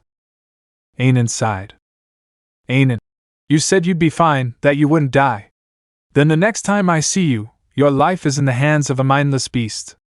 I gave up. I thought you would die no matter what I did, Izuku. We're lucky All Might was there. Izuku looked at her concerned. Izuku. You're right. It was stupid of me to not be checking my back. I'm sorry for worrying you. I need to train more, a lot more if I'm going to be able to stop worrying you. Anan. No, you don't. Izuku. Why? Anan got up from her seat and sat on his bed before giving him another kiss. Anan. Because I'll always worry. Besides, most pros can't handle that kind of attack. Take the heroes there as examples. You're nowhere near pro level, so don't take this as you being weak. You're actually pretty brave and strong for a first year. Keep going, keep pushing forward, you got that? Izuku nodded and they hugged. Inko. So how long has this been going on? Hero names and internships. Inko. So how long has this been going on? The two separated from their hug, faces red, and slowly looked at the older Midoriya. Izuku. Has what been going on? His mother rolled her eyes. Inko. That's not going to work, Izuku. I saw you two kiss. The two deflated as they now knew they were caught. Before Izuku could say anything more, Anan spoke up. Anan. Inko, I'm sorry that I started this without your approval. If you don't want it, I'll respect your wishes. Izuku gripped her hand tighter. Izuku, but Anan. Inko. No, Izuku, she's right to apologize. Even if it's unnecessary. Anan. Huh? Inko smiled and placed a hand on Anan's unoccupied hand. Inko. I knew this was going to happen. You two aren't the best at hiding things. Izuku smiled and hugged Anan, giving her a kiss on the cheek as well. All that was a few days ago. Now Izuku was sitting in class, waiting for Mr. Aizawa to enter. The door was opened, and in walked Aizawa, now with a bandage over his eye from a fight during the attack. He walked over to the podium and spoke up. Aizawa. As you all know, we were attacked during our sports festival. However, that will not slow us down. The sports festival is a way for hero course students like yourselves to get scouted by pros for internships. Many heroes there watched as you all fought alongside them and have scouted many of you. Aizawa seemed to take in a breath, hinting towards internal damage. Aizawa. Before you can go on internships, however, you must have hero name of your own. As you could guess based on mine, I'm not good at this part, which is why someone else will be helping you. Now remember, these can stick if you get too popular, so pick good aunts or else. The door slammed open. Midnight. You'll have hell to pay later. Aizawa silently slipped into his sleeping bag as she entered and walked over to where he stood previously. Midnight. Not only should they be good, they should reflect you or the hero persona you'll adopt. Aizawa mentioned his eraser head. It reflects how he isn't one for flashiness and doesn't care what others think, just as long as he gets the job done. Now come on up and get a whiteboard, you're presenting these. The class stood up and grabbed their boards, quickly sitting down to think. Izuku was the last to go. Everyone had already gone, some twice. He racked his brain for a name, and just as he was about to give up, he got an idea. He quickly wrote it down and stood up. Midnight. Got it, Midoriya? Izuku nodded as he approached the front of the room. Once at the podium, he placed his whiteboard down, facing the class. Izuku. I'm the ultimate hunting hero, Bloodhound. Midnight. Oh, I like it, that gets a pass from me. Izuku smiled and went back to his seat. Then Aizawa stood back up and went to his place at the front of the class. Aizawa. Now we can move on. He clicked a remote and a projection of their scouts appeared. Izuku then noticed that he didn't have any. Aizawa. As you can see, some of you have more than others. Some of you have none as well. Those of you who didn't get scouted will be given lists of 30 agencies who are offering to take students. Except for you, Midoriya. Izuku's eyes went wide. Izuku. Huh? Why? Aizawa. Because you're going to be training with Snipe for that week. In fact, he wanted to see you while the others are choosing. So go. Izuku stood up from his seat and went towards Snipe's office. Once he reached it, he knocked. Snipe, come in. Izuku opened the door, stepped inside, and closed the door. Izuku. You wanted to see me? Snipe. Ah, Midoriya, right? He stood up and walked over to the door Izuku just closed. Snipe. Since you already know I'll be training you, I'll show you what I'll be teaching you. Follow me. They then left the office and started walking to a part of the school Izuku hadn't been to yet, the private training wing. There were many training rooms of various sizes with a wide range of equipment in each, from regular punching bags to one-pointer robots. It wasn't those rooms they were headed to, however. Soon Snipe swiped a card through a reader and opened the door, leading Izuku into the firing range. Snipe. As UA's sole firearms expert, I'm the only one with access to this room. Izuku. But why are you teaching me guns? Snipe. Because of your quirk. It's great for recon but almost nothing else. The beast mode of yours is a great close quarters boost, but that requires anger. Learning to shoot and incorporate guns into your gear will allow you to stay out of danger or become the danger yourself. I will warn you, however, until you graduate, even while doing work with a license, you cannot use lethal rounds. Izuku. So rubber bullets? Snipe. Precisely. He looked over a nearby gun rack before grabbing a revolver-looking handgun and showing it to Izuku. Snipe. This here is the Wingman. It's powerful but extremely limited in ammunition. Not only does it only have 6 shots, you need to replace the cylinder to reload. Its power is what counterbalances its flaws. He put it back and pulled out another handgun. This one looked like a modern handgun, though its magazine looked unusually long, and it had more advanced sights. Snipe. This is the RE-45. It's basically the opposite of the Wingman. It has a large ammo supply and high rate of fire, but its power is lacking. It's good for small bursts of damage, but not for confirming a kill. Perfect for a hero. The bell then rang. Snipe. Oh, and we're out of time. Go eat, I'll see you here again when internships start. Izuku. Thank you. He then left to go eat lunch and go through the rest of his day. Training. Izuku and the class were sitting in the classroom and watched as Aizawa made his way to the podium. They also noticed that the cases holding their suits were out as well. Aizawa then began to speak. Aizawa. Good morning, class. I hope you all are prepared. Now remember, do not give your internship hosts a hard time, they are allowed to send you back. So follow every order they give to the best of your abilities, got it? The class collectively let out sounds of acknowledgement. Aizawa. Good. Now grab your suits and follow me. Except you, Midoriya, you're staying here with Snipe. Everyone stood up, grabbed their cases, and followed Aizawa out of the room. Instead of following Aizawa, Izuku went straight to Snipe's office. He knocked on the door, case in hand. Snipe, come in.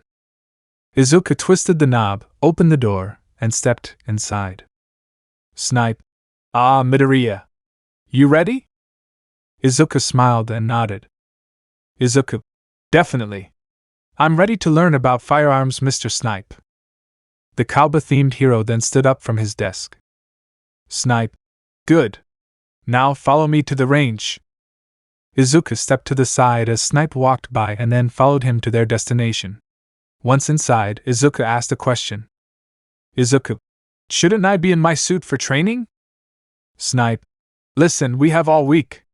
You still need to learn to shoot straight in general. We will work on your aim with your suit on after that. Now put your suit down and come here. Izuku nodded and did as he was told. As he walked over, he noticed Snipe loading a magazine into a handgun he hadn't shown the student. Snipe then handed the firearm to Izuku. Snipe. This is the P2020. It's your basic semi-auto handgun. Average rate of fire, but it has the lowest power of every other gun in this room. While the RE-45 and Wingman are great, I thought it would be worthwhile to start you off small. Izuku. That, and if I mess up I won't damage anything, right? Snipe nodded. Snipe. Precisely. Now come with me. And keep your finger off the trigger. While yes, the safety is on, it's good to get into the habit in case you forget and accidentally shoot yourself in the foot. Izuku quickly moved his finger as he followed Snipe over to what he assumed was the actual range. They stopped at a booth with a counter. Snipe then did something with a small panel next to the booth, and a human-shaped paper target near the end of the range came up close to the booth but still kept its distance. Snipe. There we go. This is the range most of your encounters will be in, 10 meters. Now ordinarily, this type of distance would allow us heroes to comfortably charge in and fight hand to hand, but sometimes it's a hostage situation and getting closer ain't an option. We will be using this distance until I feel you're ready for a longer range. Izuku. Okay. Snipe. Now aim and shoot. I won't help you here, I still need to see just how much work you need. Izuku nodded and raised the handgun. Snipe reached over and flipped the safety off. He also took note of Izuku's use of only one hand. The boy pointed the gun in the target's direction and fired. The rubber bullet punched through the paper target at a point on its side. Izuku, not expecting how loud the firearm was or the small jolt of the recoil, dropped it, which resulted in a second bullet firing and hitting the metal counter. Snipe then stepped over him and picked it up, turned the safety on and set it on the counter. Snipe. For your first time, not bad. Izuku. That wasn't bad? Snipe. I've seen way worse. Now look at the target. Izuku did and noticed the bullet hole. Izuku. I hit it? But that's not where I meant to shoot. Snipe. It's because of your technique. You used one hand, which is a lot less stable than two, and you weren't paying attention to the sights. Izuku. But I don't see one on it. Snipe picked it up and pointed out the iron sights to Izuku. Snipe. These little nubs are the sights. They help the shooter aim. As long as you line the front and back up, that's generally where your bullet will end up. You weren't paying attention to these to ensure it was straight, so your aim was off. You thought the gun was straight when in reality it was angled away from where you wanted to hit. Now try again, this time using what I just told you. Izuku nodded and took the gun from Snipe's hand, who had turned the safety off once more.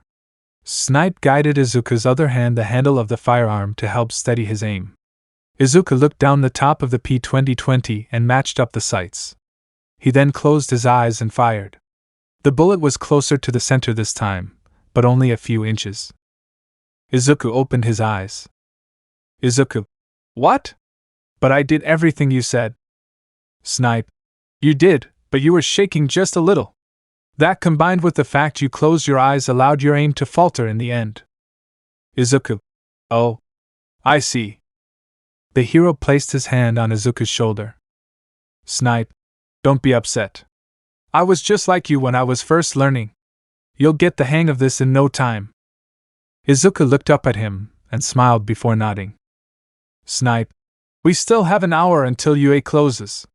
I'll teach you some very important gun safety in my office. Izuku. Why didn't I learn that first? Snipe. Because I wanted you to have a little experience first. Now that you know the difficulties at firing even the most basic of handguns, you'll understand my safety teachings more. Izuku. You forgot, didn't you? Snipe. Let's go. He then walked out of the range. The internship week had just begun and Izuku was determined to learn all that he could from UA's resident sharpshooter. First date. Izuku felt a sudden pain in his leg as something hit it. He quickly dove out of the way and hid behind a car. He quickly examined his leg, finding a large orange splotch where a paintball hit him. Izuku. How? I wasn't anywhere near him. He quickly peeked around the car, then yet another paintball to whiz past his face. Snipe yelling. Come on Midoriya, I thought you were better than this, pinned in less than 2 minutes? Mike can do better than this. Izuku scanned in the direction his voice was coming from. Once he saw the red silhouette of Snipe, he smirked. He gripped his handgun-shaped paintball gun tightly and charged out from behind the car. He aimed at the Kauba and fired, only for his blue paintball to be met in the middle by an orange one. A second orange paintball hit him square in the forehead, marking that training session over. Snipe. You're fast but easy to read. You used your quirk because you didn't know where I was. That let me know you were making your move. Izuku. What do you think I should do then? Snipe. I don't really know, to be honest. The only thing I can suggest is instead of charging at me, you could have simply stayed there and fired from a distance. Izuku. I see. Maybe my close quarters training with Raven's Bite is still making me subconsciously go towards an open opponent. Snipe. That's the most probable answer. Now fall. Then another voice spoke up. Anan. Excuse me. Could I make a small request, Snipe? They both turned to see Anan, not in her hero's suit, walking towards them. Snipe. 13. How may I help you? Anan. I know he's training with you, but do you think I could borrow Midoriya for the rest of the day? Snipe. Sure. I was only going to have him practice in the range the rest of the time, so go ahead. Anan. Thanks, Snipe, I owe you one. He waved her statement off. Snipe. Nah, you don't owe me anything. Now take the kid and go. Anan nodded before walking away, Izuku right behind her. Once they were out of Snipe's vision, Anan grabbed his shirt and pulled him to her level, placing a kiss on his lips. She then let him go. Izuku. I have a feeling you didn't just come get me for a kiss, Anan. She chuckled. Anan. You'd be right, Izuku. I came to get you to tell you to prepare. Izuku. For what? Anan. Our first date night, of course we haven't had one yet. Izuku. You're right. But what are we gonna do? We can't be seen in public together. Anan. Izuku, that's the perfect thing. My face isn't known to the public. We can go wherever we want. Izuku. Oh, that's pretty convenient. Where are we gonna go? She shook her head. Anan. That's a surprise. It won't be anything fancy, don't worry. Just wear what you normally do, okay? Izuku nodded. Izuku. Okay. Also, Anan? Anan. Yes? Izuku. Can I maybe have another kiss? She smiled widely. Anan. You don't have to ask, Izuku. We can kiss whenever you want. Izuku smiled and stood on his toes to reach her mouth, though he didn't make it. Before he went back down, she lowered herself a little and bridged the gap. Then the snap of a camera was heard. Snipe. Gunhead is going to freak when he sees this. The couple turned to the cowboy hero, to see him messaging Gunhead on his phone and giggling to himself like a stereotypical American schoolgirl. Anan. You will tell him not to tell anyone else, right? Snipe. Of course he wouldn't even if I didn't, but if it makes you feel better. Now go. They thanked the man for not telling anyone untrustworthy and quickly left UA. Izuku was stood in front of his mirror, making sure he looked okay. While Anan did say to dress however he wanted, he wasn't about to go on a date in shorts and a t-shirt. Instead, he was wearing a pair of jeans, his favorite shirt, and a green zip-up hoodie. Inko loudly. Izuku Kurose's here. Izuku loudly. Okay, I'm almost ready. He quickly slipped on his signature red shoes and rushed out of his room. His mother was standing at the door, talking to Anan when they both noticed him. Inko. Oh, well, don't you look handsome? What do you think, Kurose? Anan. He looks good. Izuku took note of what she was wearing. She had gone a similar route as him, wearing jeans and a button-up shirt. Izuku. So do you, Anan? They smiled at each other until Inko spoke up. Inko. You two have fun, though I would appreciate having Izuku back here afterwards. While I would love to have some, I don't think I'm ready for grandkids just yet. Anan's and Izuku's faces grew a red coloring after she said that. Anan. Oh, of course. We should get going now. Izuku. All right. They then walked out the door, closing it behind themselves. They then walked down to the parking lot and got in Anan's car. She started it and began to drive off. Izuku. I'm going to guess that I still can't know where we're going. Anan. Nope. Izuku. Just one hint? She thought for a second before a smirk found its way onto her face. Anan. Sure. It's in Hosu. Izuku.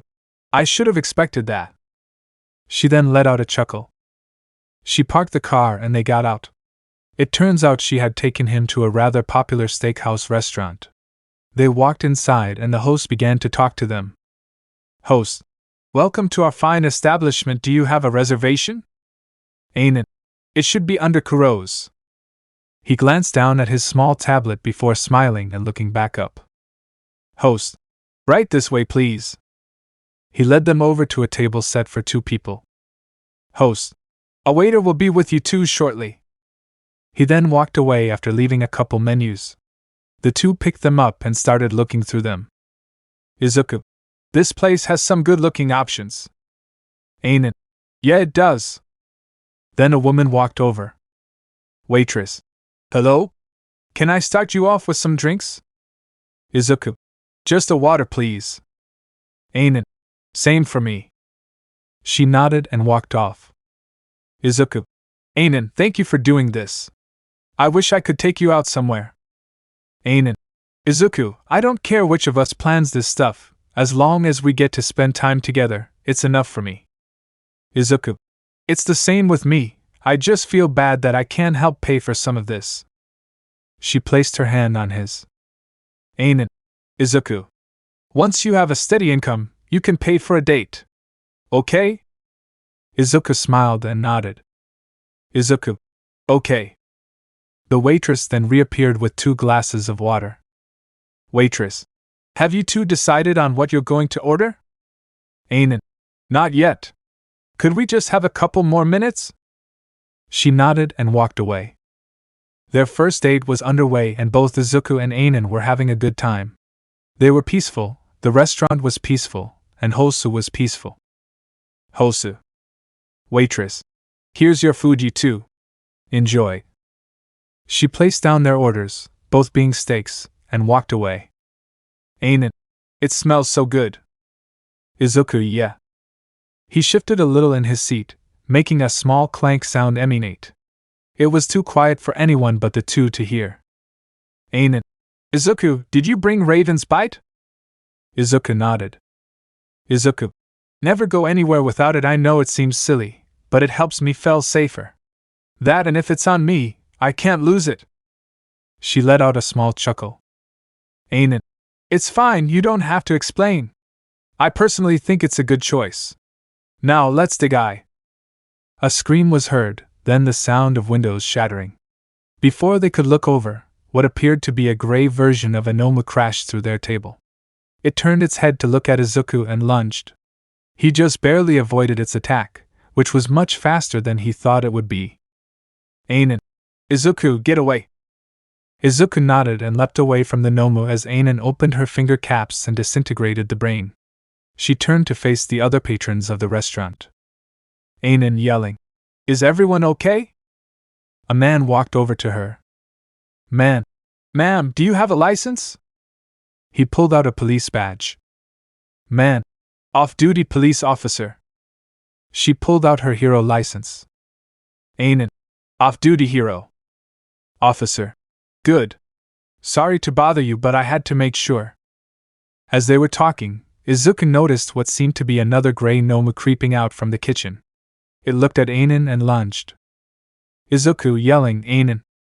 He unsheathed Raven's bite from his hip and threw it. He hit it in the neck.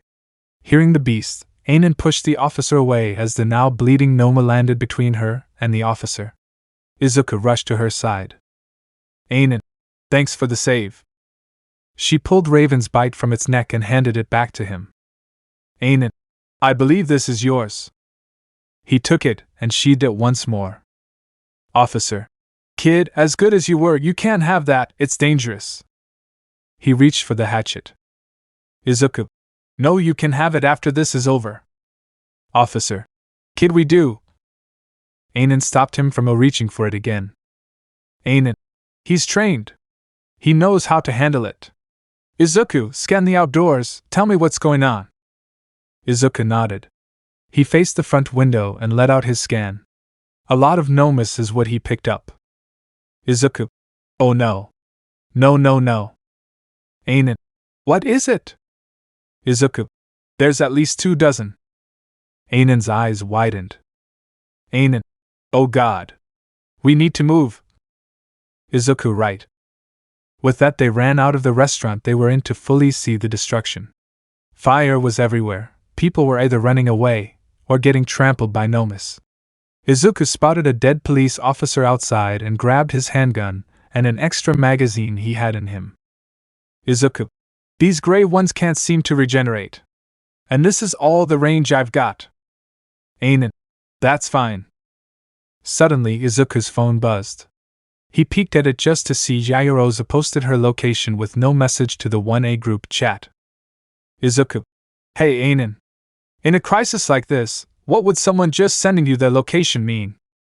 Anan. "That they're in trouble, why?" Izuku. "Yaoyorozu needs help then." Anan. "Go, I can handle Nomus myself. Just come back in one piece, okay?" Izuku nodded and kissed her cheek before running towards the direction Yaoyorozu had sent. Yaoyorozu blocked an attack from Stain's katana. It was chipped and seemed damaged beyond use, but it also seemed that Stain knew just how to get everything out of it. Then her pole broke, causing her to have to create metal from her chest to protect herself. The hero killer jumped back before she could attack with a new weapon. As he landed, black sparks of lightning began to arc off of her. She charged forward, past Ida who was on the ground and attacked with a spear she had made. With one hand the man used his sword to deflect the blow, and with the other he threw a knife which embedded itself into her thigh. Due to the sudden pain, she stopped attacking and staggered, causing an opening. Just as her opponent went to attack, a bullet was put through his hand and a barrier of ice was created. From behind her, two voices spoke. "Todoroki. Your luck, we were in the area with our internships." Izuku. "Yeah, our internships." Yaoyorozu. "Thank you guys, Midoriya, why do you have a gun?" Izuku. "Dead cop." Stain. "Don't look away, you could end up dead." He rushed towards them and manages to take the knife in Yaoyorozu's leg. He leapt back once more before licking the knife. Yaoyorozu suddenly froze. Yaoyorozu. What the? I can't move." Izuku. "It's his quirk, he licked the blood from the knife and now you can't move." Stain. "Clever boy. Shame you'll be put down like the rest." He expertly avoided 2 more shots before clicking was heard. Stain. "Out of ammo?" Izuku. "Damn it. Too many Nomus." He unsheathed Raven's bite once more. Izuku. "Fine. I'll fight him head on, back me up, Todoroki. We can't give him a chance." Todoroki. "Understood." Izuku charged at Stain and swung at him with Raven's bite. The man avoided the attack but was pushed back by flames from Todoroki. Then Izuku attacked again. They were pushing Stain into a corner. Stain. "What are you?" Izuku looked him in the eyes. Izuku. "A hunter." He attacked once more and managed to make a large gash on his leg.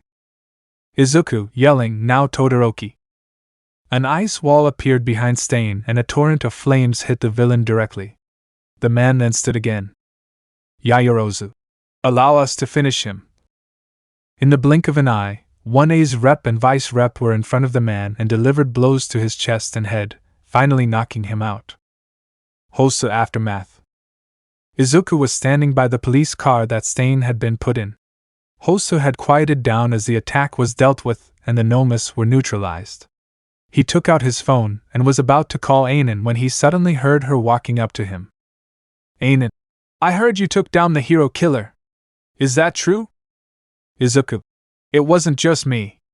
Yaoyorozu and Todoroki did most of it. All I did was keep him on his toes. A look of worry appeared on his face. Izuku, but he's not what I'm worried about. Anan placed a hand on his shoulder. Anan, then what is it? Izuku, you had to show your license to that officer. If he alone makes any connections and gets footage from the restaurant, your career will be over and mine might not even begin. She gave him a supportive smile. Anan, it'll be okay, Izuku. I swear it. Izuku sighed and smiled back. Izuku, one officer won't break us apart. Then Todoroki walked over. Todoroki, Midoriya, as the only ones who are uninjured, the police recommend we go down to the station to give them our statements. It was then he noticed Anan. Todoroki, 13? Why are you here? Anan, I was in the area when this started. Now get going before I tell a racer early. Todoroki nodded and walked away swiftly. She then turned to Izuku. Anan, same goes for you. The faster this happens, the faster we can get out of Hosu. Izuku, right. But I have a feeling you should join us, just in case. Anan, I'll trust your instincts, Izuku. They're better than mine. An officer walked up to the two and led them over to his car. He drove them down to the station. Once inside, they were split up and taken to different rooms. Izuku entered a small room with 2 chairs. He sat down and an officer joined him soon after. Officer, Izuku Midoriya, correct? Izuku, yes, sir. The man pulled out a clipboard and began to write information. Officer, UA first year, doing an internship. Am I getting these right? Izuku, yes. Officer, good. Now on to your internship. This here says that you're with Snipe, yet when we called him, he was in his apartment. Why is that? Izuku, he cut my training short for today to let me rest and internalize my training. And to relax with a friend. Officer, I see. He scribbled down the information. Officer, and this friend is? Izuku, Anan Kurose. She and I became friends after she saved me and my mother from the rubble caused by the tsunami. Officer, all right. You said saved, is she a hero? What's her name? Izuku nodded.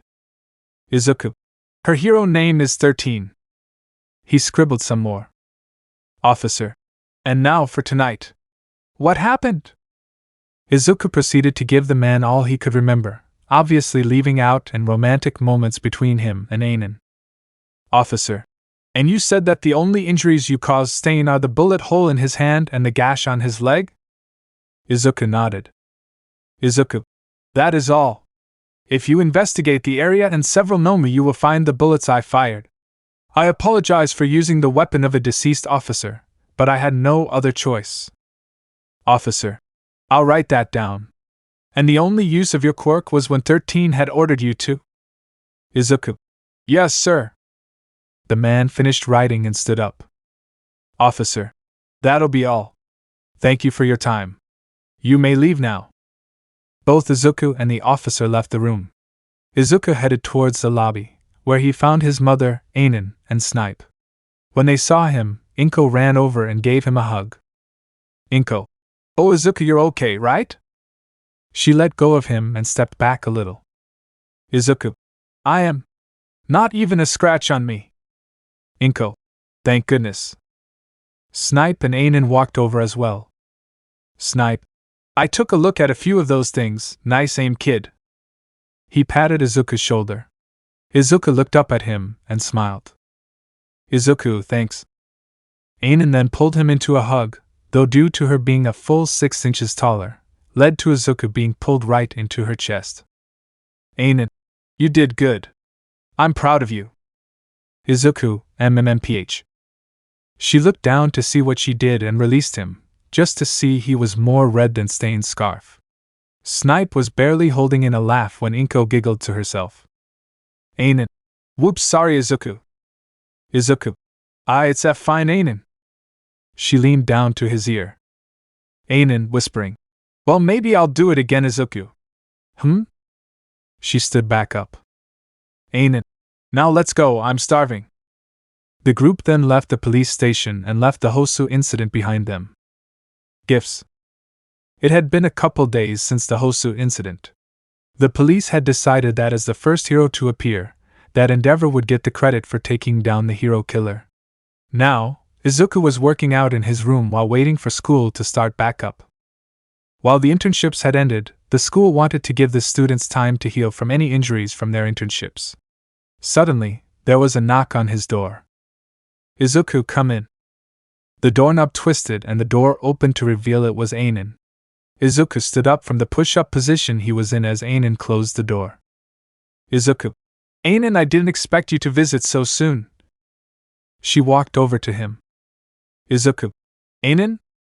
She smiled before leaning down and giving him a kiss. Anan. I love you, Izuku. Izuku. I love you too, what's going on? Anan. Nothing really, I just wanted to come spend time with you. She sat on his bed and patted beside her. Izuku sat down next to her. Izuku. Anan? Anan. What's up? Izuku. I'm sorry our date didn't go the way we wanted. She leaned to her side and rested her head on his shoulder. Anan. It's okay, Izuku. She grabbed his hand. Anan. As long as we're happy, then I don't really care how it went. We'll have more dates after all. Izuku. I know, but that was my first. She gripped his hand tighter. Anan. Well, considering we didn't finish it, we still have to go on a complete first date. Izuku chuckled. Izuku. I guess so. Maybe after school starts back up though. Anan. Sure thing, Izuku. Another knock came to Izuku's door. Inko loudly. Izuku, you should come see this. Izuku loudly. What is it? Inko loudly. It's from your father. Anan let his hand go and sat up straight, allowing him to shoot up from where he was sitting. Izuku. From Dad? She stood up next to him. Anan. What are you waiting for? Go. Izuku smiled and nodded before running out of the room with Anan close behind. They soon reached the living room where Inko was sitting with a large box next to her. Izuku. Do you know what it is? Inko shook her head. Inko. All I know is that this is the surprise he was making for you. Go ahead, open it. He sat down on the couch and opened the box, finding 2 more inside. One took up most of the box. It was just 2 inches shorter than the outer box. On top of the big box was a small one. It fit the dimensions of the outer box, but was only an inch tall. On top of both was a letter that he read out loud. Izuku. Dear Izuku. I hope you are having a good time at UA. Know that I watched the sports festival, and while you did come in last place in the only event that happened, that I am so very proud of you. Within these 2 boxes are support items that me and a close friend designed specifically for you. I have written descriptions of them both and placed them with the respective items. I hope they aid you greatly. Love, your father. Izuku. Support items? Inko. Yes. Your father has many connections in America, both due to his job and the fact that he went to school with many of them when he was younger. Izuku. Wow. I can't wait to thank him in person. Anan placed her hand on his shoulder. Anan. Open them, Izuku. I'm sure they're great. Izuku nodded and grabbed the smaller box first. He opened it to reveal 8 separate kunai-shaped throwing knives. On top of them was the manual and Hisashi's description. Izuku read it out loud. Izuku. Izuku, these are what I like to call pulse blades. These throwing knives have been designed to mimic your scans. While they don't show up in your vision normally, they are compatible with many different HUD systems.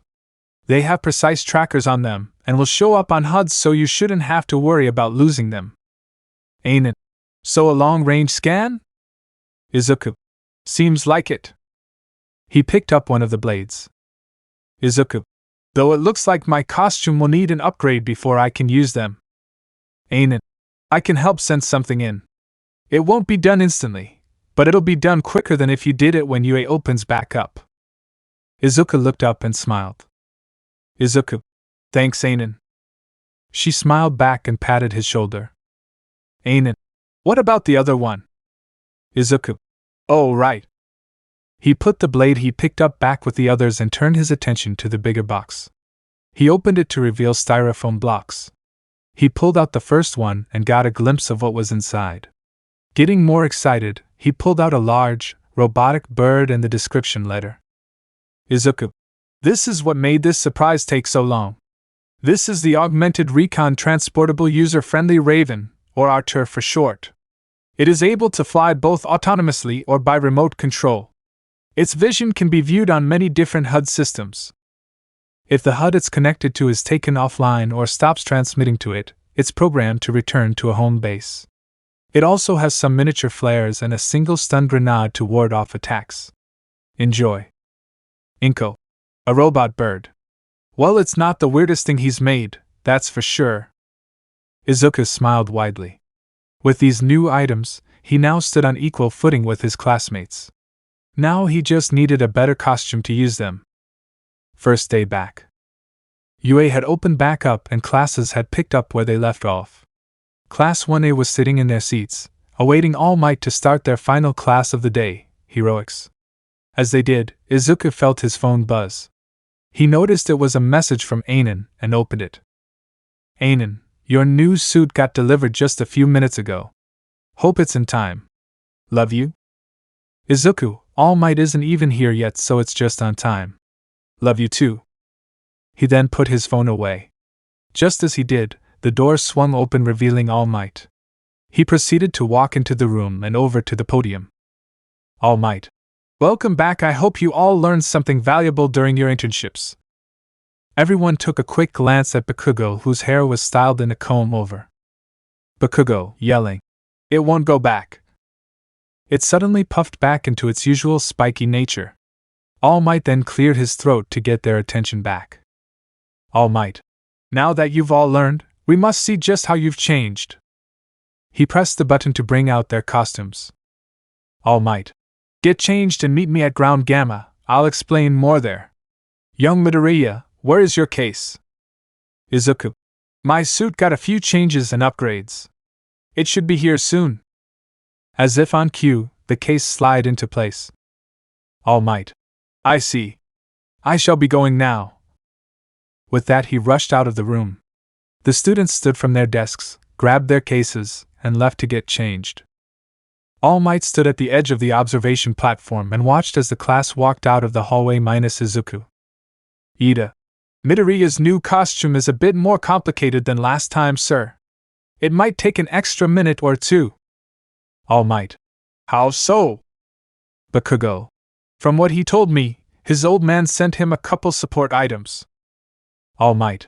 I see support items are important and must be working correctly. After a couple more minutes, Izuku walked out of the hallway.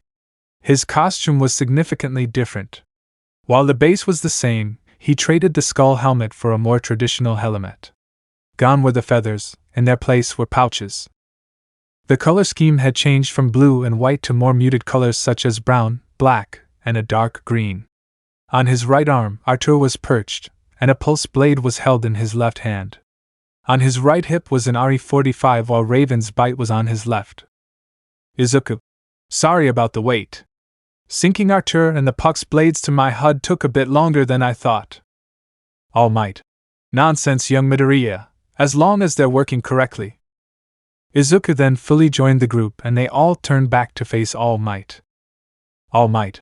Alright, for the test to see how much you've all changed, we will be doing a race, but not just any race. No, a rescue race. I will place myself at a random point in this training ground and activate an SOS beacon. You will be broken into groups of 5 which will go one at a time. A few minutes later, and the groups were chosen. Izuku, Ida, Ashido, Ojiro, and Sero lined up at the start. All Might. Alright, you may start once the signal activates. All Might then leapt into the training ground. After a few seconds, the beacon activated. They sped off into the maze that was ground gamma. The others watched from a large screen that showed cameras of all 5 participants. Kaminari. I don't really know who's gonna win, but I'm sure Midoriya is going to lose. He's a cool guy, but he's the only one in that group without any mobility moves. Jiru. As much as I hate to agree, you're right. Unless that's a grappling gun on his hip, I don't see him winning this. Tokoemi. Don't count him out just yet. I believe he will at least make second. Bakugo. The nerd's got something up his sleeve. I know it. Izuku was running through the maze of pipes. Izuku. Archer, come. The robotic bird came to his side. Izuku activated a puck's blade and handed it to the bird. Izuku. Drop it at the site of the beacon. Then come back. The bird let out a caw before flying up and away. All Might stood, waiting for his first batch of students to show their faces. A shadow went by quickly, making him look up, just to see a bird fly by, and an object falling towards him. Stepping out of the way, a kunai-shaped knife stabbed into the ground and started emitting a small sound. The bird then flew back the other way. Izuku noticed the silhouette of All Might appear in the distance. A caw signified Archer's return. Izuku. Show me the shortest route to there from here. With one last caw, Archer did its duty. It flew up and showed Izuku a map with a highlighted path. Izuku then began to follow the path and headed straight for All Might. Class 1A was amazed. Izuku was in the lead. While their classmates either were going around obstacles or over, Izuku was heading straight through. He slid under pipes, climbed over generators, and cut through cables. It looked as if he knew where to go, what to do, and when to do it. Bakugo let out a laugh. Bakugo. I knew he could do it. Izuku climbed on top of a large area of pipes. He was close, just a couple dozen feet left. He looked to his left, Zero was swinging. He looked to his right, Ashido was sliding and Ida was running. He could beat them. He ran as fast as he could to the edge and leapt. It was then he realized most of the distance left was vertical, and not up. He fell quickly but was able to activate his jump pack just before landing to soften the fall greatly. When he landed, he rolled on his side. He then stood after a few seconds, took his helmet off, and looked over to All Might, who was looking at him with a surprised smile. The man then stepped over and handed the pulse blade back to Izuku. All Might. I believe this yours? Izuku. Yes. Thank you, sir. All Might. Don't thank me. You got first on your own. It was then Izuku realized he had beaten his classmates. He raised his arms high in celebration. Izuku, whack. Even with his jump pack, the landing didn't do much good for his back. Final exams. It had been a week since the class returned to UA from their internships. They had since completed the written portion of their final exam, leaving only the practical portion left. The class stood in front of the gates to the part of the campus which contained the training grounds. Each of them were in their costumes with their equipment, though Izuku had an extra piece of gear strapped to his back. They were waiting for Aizawa, so a few conversations started up. Tsu walked up to Izuku. Tsu. Hey, Midoriya. Izuku. Yeah, Adri? Tsu. First, please call me Tsu. Izuku. Alright. Tsu. What is that on your back? Izuku. Oh, this? It's the longbow DMR with a 6x scope on it. Bakugo. I was meaning to ask why you've got a sniper on you. Izuku. Snipe hasn't really stopped my training. We've recently been working on long-range fights and this is what I've trained with. Aizawa. Alright, that's enough. The entire class turned to look at their teacher who had just arrived. Aizawa. Good. Now that I have your attention, we can continue. What do you all think this test contains? Ashido rose her hand. Ashido. I know we're fighting robots like the entrance exam. Any other year you'd be right, but this year. From Aizawa's capture tool, Nizu appeared. Nizu. You're dead wrong. A collective groan was heard from the class. Ashido. Then what are we doing? Nizu. Oh, you'll be fighting, just not robots. Instead, you'll be fighting us. As he said that, The other teachers showed themselves. Nizu, the staff of UA. Sounds of protest were heard from the students. Nizu, yes, we know this isn't fair, which is why we have handicapped ourselves. He rolled up his sleeve to show he was wearing weights. Nizu, a design made by Mississippi Hatsum in the support course, these weights make us carry around half our body weight. He rolled his sleeve back down. Nizu, now for the matchups. You have all already been assigned a partner and an opponent. I will go over them now. Izuku tuned Nizu out until he heard his name. Nizu, Izuku Midoriya and Yuga Aoyama vs 13. Izuku whipped his head to look at Nizu, who didn't seem to notice Izuku's reaction. After a few more sets of names, it was revealed that Yaoyorozu and Bakugo would be fighting All Might. Most of the class went to the observation room where Recovery Girl was already sitting, waiting to heal the inevitable injuries the students would get. Izuku and Aoyama stood inside the USJ on the exact opposite side from the exit. Aoyama, any plans? Maybe one that lets me shine? Izuku, yeah. You get to take her on directly. I'll make my way to the landslide zone and see if I can knock her out with a longbow. Aoyama, that is a bien idea, mon Amos. Izuku, hold on. He reached into a pouch, pulled out a pulse blade, and handed it to Aoyama. Izuku, when you encounter her, turn this on and drop it. His shiny classmate nodded and ran off towards the exit. Izuku ran off to the right side of the facility towards his destination. It only took a couple minutes to get to the landslide zone. He stopped on the roof of a buried building on top of a hill and pulled out his longbow. It was then he noticed the pulse blade activate. He quickly readied the rifle and looked down the scope, just to find Aoyama burned a hole through Anan's costume, which was just hung up. His comm link crackled to life. Aoyama. Midoriya? It would seem 13 has ditched her gear. Izuku. I can see that. Where could she be? It was then he heard a sound behind him. He quickly gripped the rifle and swung it around like a bat, just to miss Anan, who had snuck up on him.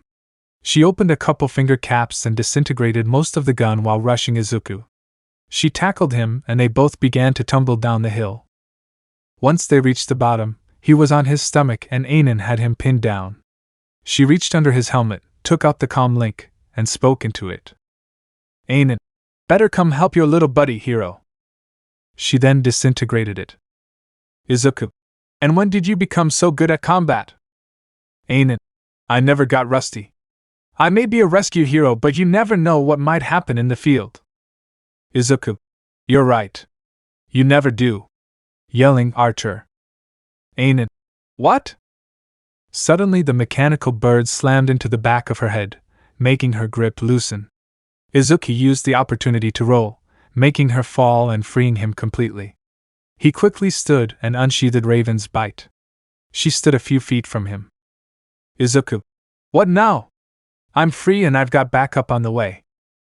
Anan pointed her hand at Izuku. Anan, this. She opened all of her caps, forcing Izuku to hold onto a nearby rail. His cry of surprise was heard as Aoyama was pulled to, just as he had arrived. He grabbed onto the same rail as Izuku.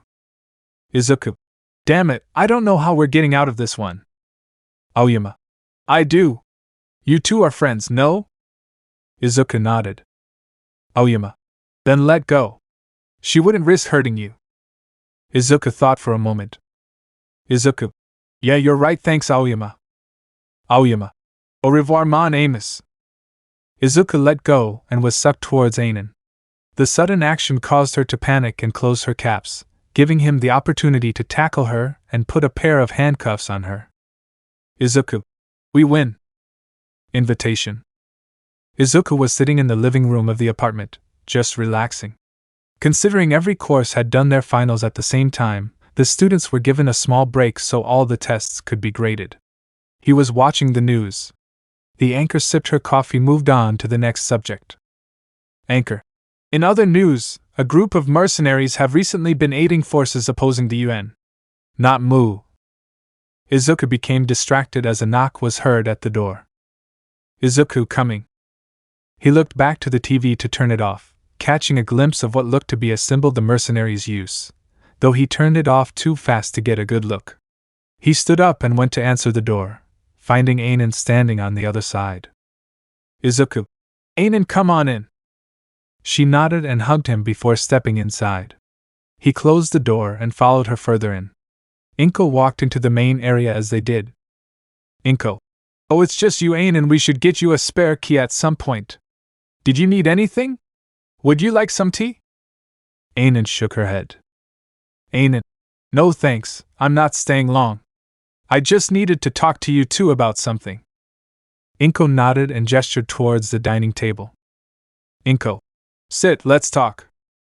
The three then sat down. Anan pulled out an envelope and set it on the table. Izuku.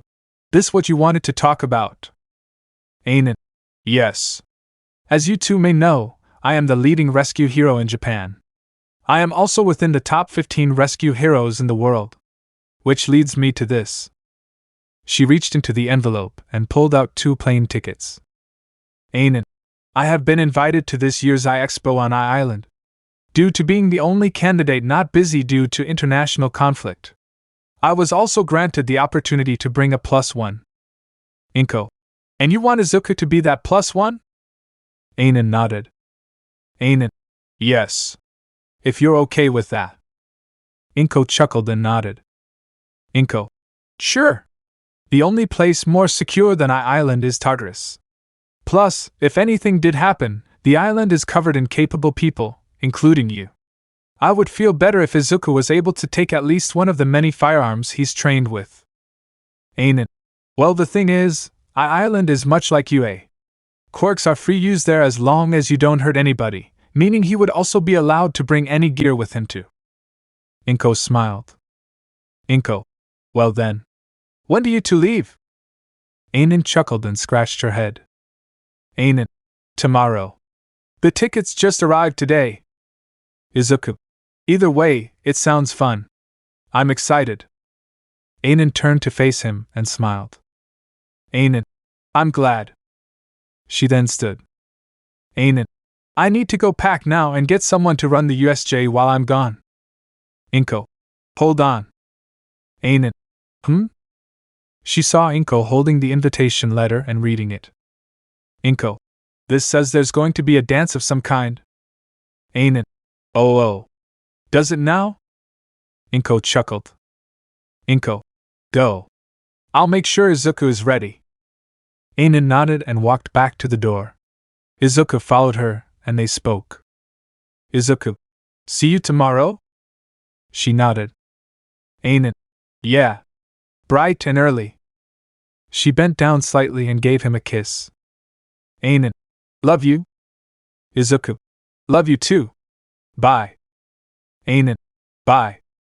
He closed the door as she left.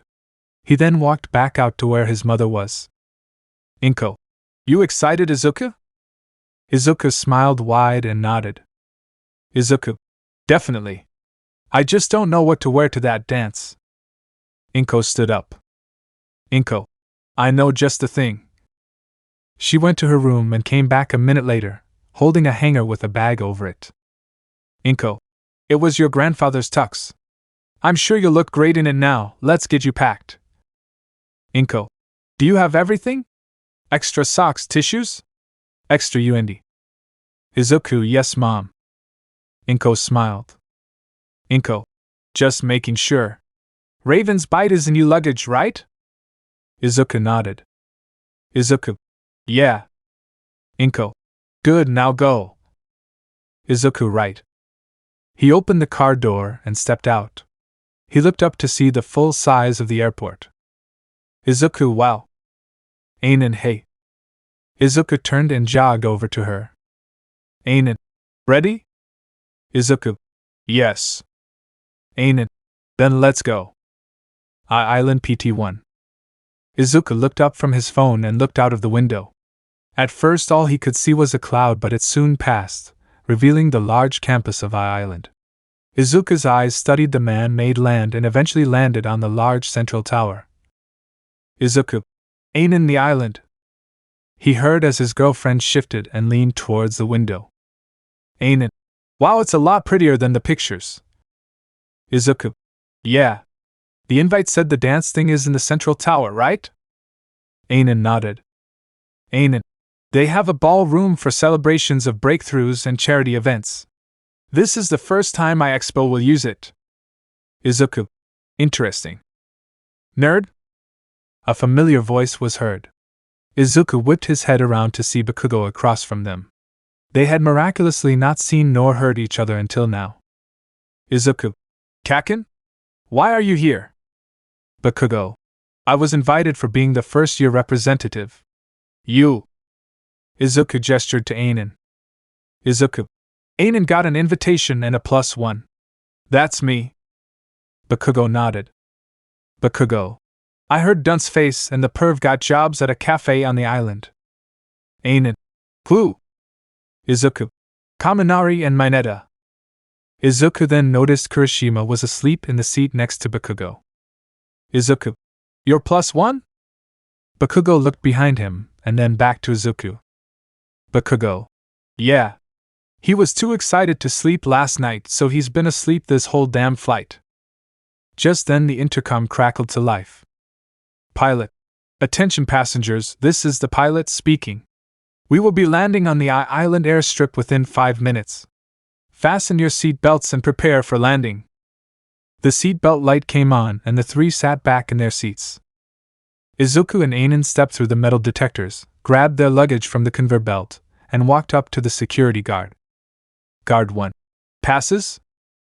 They both pulled theirs out and he scanned them. Guard. Oh, 13, welcome. We hope you and your +1 have a fantastic time here at I-Expo. As they left, Izuku heard the guard say something to a fellow guard. Guard 1 quietly. A bit on the younger side, don't you think? Guard 2 quietly. I dunno, man. She's here because Japan's the only country without foreign conflicts to worry about. I still wouldn't get on her bad side. Her quirk is scary. Anan placed her hand on his shoulder and smiled when he looked at her. Anan, don't let them get to you. Some rumors aren't going to pull us apart.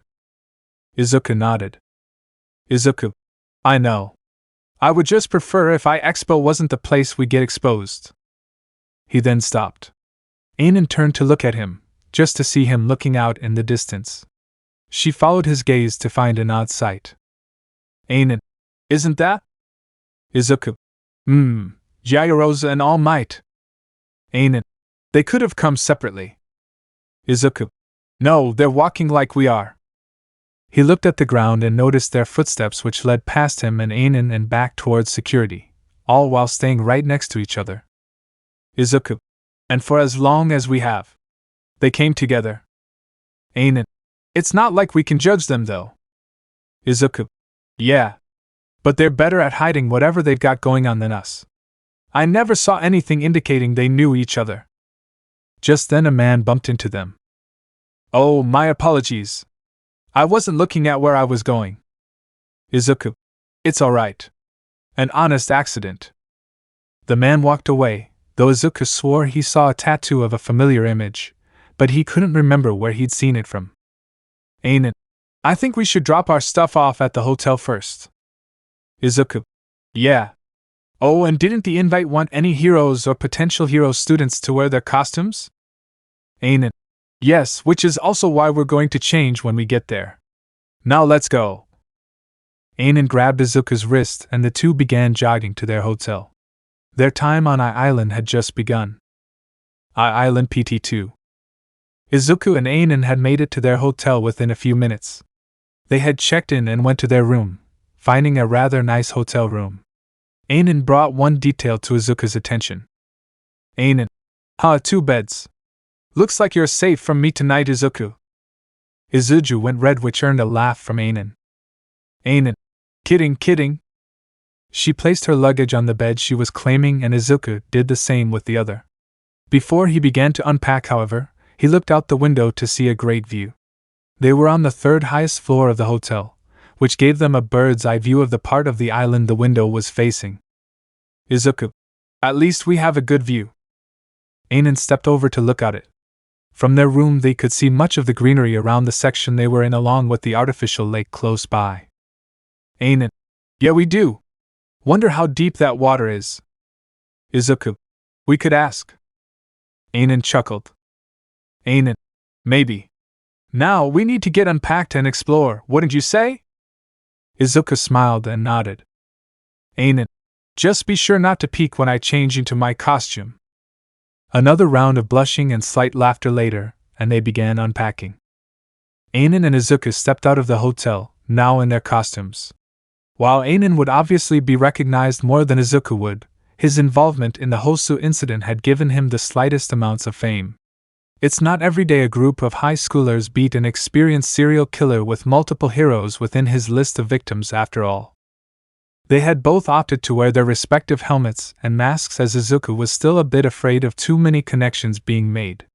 After a bit of walking, they came across a showroom displaying many different support items. Anan. Wanna go inside? There might be something interesting in here. Izuku. Sure. They walked inside of the large room and began to check out the items. A few even had videos next to them, showing them in action. Anan. These are amazing. Izuku. Yeah. To think these are all in use. Too bad none of these are functioning models. Anan. Ah well, it's part of their security. Can't steal what you can't get to. They then passed a display with two very familiar support items. Izuku. Hey, it's Arthur and a pulse blade. Anan. Yeah, it is. Huh. Didn't know your father worked here. Izuku. Neither did I.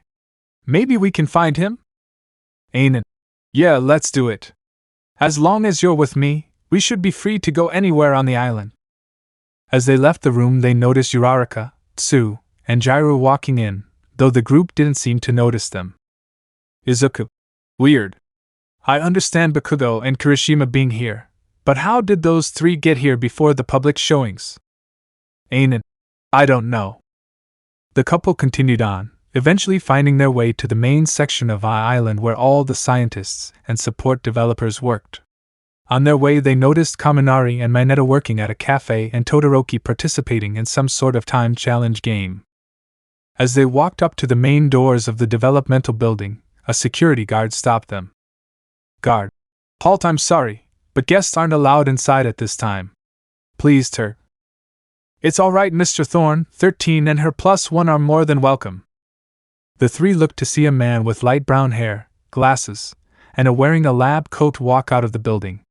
While he had a smile on his face, it was clear he was upset over something. Guard. Oh, Dr. Shield, of course, though it would be better if we knew their name. Dr. Shield. Of course. So, what is your name? The guard and the scientist looked to Izuku. Izuku. Izuku Midoriya. My hero name is Bloodhound. The two men's eyes widened for a second in recognition. Dr. Shield. Midoriya, you say? If you're looking for Hisashi, his personal lab is on the 8th floor. Let me take you up. Izuku. There's no need, you were leaving after all. The man chuckled and waved his statement off. Dr. Shield. Not at all. I was just stepping for some air. Come. He turned around and led both Izuku and Anan up to Hisashi's lab. He stopped once they reached the door. Dr. Shield. I have some calls to make, so I'll be leaving you two here. I hope you have a great reunion with your father. With that, he turned around and headed back down the hall, entering a room Izuku assumed was his own lab. Anan. Ready? Izuku looked to her, noticing she had retracted the front portion of her helmet. Izuku took his off and let the respirator dangle from his head. Izuku. Yeah, I am. He turned to the door and knocked. A couple seconds later the door swung open, revealing the black, disheveled mass of hair Izuku was so familiar with. Hisashi. Izuku? Instead of answering, Izuku just hugged him. Hisashi wrapped his arms around Izuku. Hisashi. I'm happy to see you too. Why don't the two of you come in so we can catch up? Izuku. I'd like that. Anan? Anan. Of course. Hisashi then let them into his lab and the door closed. David Shield sat behind his desk, dialed a number, and brought the phone to his ear. The person on the other end picked up. Hello? Dr. Shield. Be ready, and remember, no casualties, Wolfram. A dark chuckle was heard. Wolfram. Of course. The call, while brief, ended. The man then left the room, allowing Sam, his assistant, to step out of the shadows, his own phone up to his ear. Sam. You heard my boss. I trust everything is in order, Mr. Blisk. A hearty laugh and a cough came from the phone. Blisk. Yes. Have no worries, the apex predators will deliver, as long as we're paid. The call ended, and plots unknown to anyone had just begun. Island PT3. Hisashi. Then David found me and brought me here. He saw just how much I valued creating and my family, so he gave me a job as his assistant, which eventually got me this full-on development job. Izuku. Whoa, so you mean that time when I was 10 and Mom and I ate only microwave meals for a week was because you were homeless? The black-haired man scratched the back of his head. Hisashi. Yeah, sorry about that. Izuku. Don't be, it wasn't your fault. Hisashi laughed. Hisashi. That's exactly what your mom said before she gave me a 2-hour lecture about taking care of myself. Izuku and Anan chuckled. Izuku. Sounds like Mom. Hisashi. Yeah. What about you two? I've heard bits and pieces from Inko, but how did this happen? Anan. Oh, well, it's not all that special. We met when I saved him and Inko, and she gave me pie as a thank you for getting Recovery Girl to heal him. After that, we just grew close. Hisashi. Ah, I see. Though I think the whole hero and saved falling in love thing is pretty cute. He took a look at the clock. Hisashi. Oh damn, you two should get back to the hotel to shower and get ready for the party. Anan looked to the clock too. Anan. Oh, you're right, come on Izuku, let's go. Izuku. Right, will you be there, Dad? Hisashi. Since you'll be there? Of course. Izuku smiled and he and Anan ran out of the room. 2 hours later, Anan emerged from the hotel bathroom with a pale orange dress that reached down to her shins with long sleeves. She wore matching shoes, though they weren't heels, as she felt she was already tall enough. Her signature black gloves with her finger caps were worn on top of her sleeves. As she walked out, she noticed Izuku fixing his bow tie. He was wearing his grandfather's tuxedo, which, while oversized, she thought still looked good on him. It consisted of a striped maroon suit jacket, matching pants, a pale yellow dress shirt, and a black bow tie. It also had a pair of shoes, though those were just as oversized as the rest of the suit, so Izuku wore his signature red sneakers. Anan. Well, aren't you looking handsome tonight? She walked over to him and adjusted the tie. Anan. There you go. Izuku. Thanks, you look nice too. Anan kissed his cheek. Anan. Well, unless you want everyone there to learn about us, we'll have to keep the compliments to a minimum. Izuku chuckled. Izuku. I think can do that. We should get going, we're already late. Anan. Right. The two then left their room and made their way to the hotel entrance, before a bullet narrowly missed them. Thinking quickly, they took cover on either side of the doorway. The man who shot at them began to talk. Loudly. Come out, you two. Izuku loudly. Why?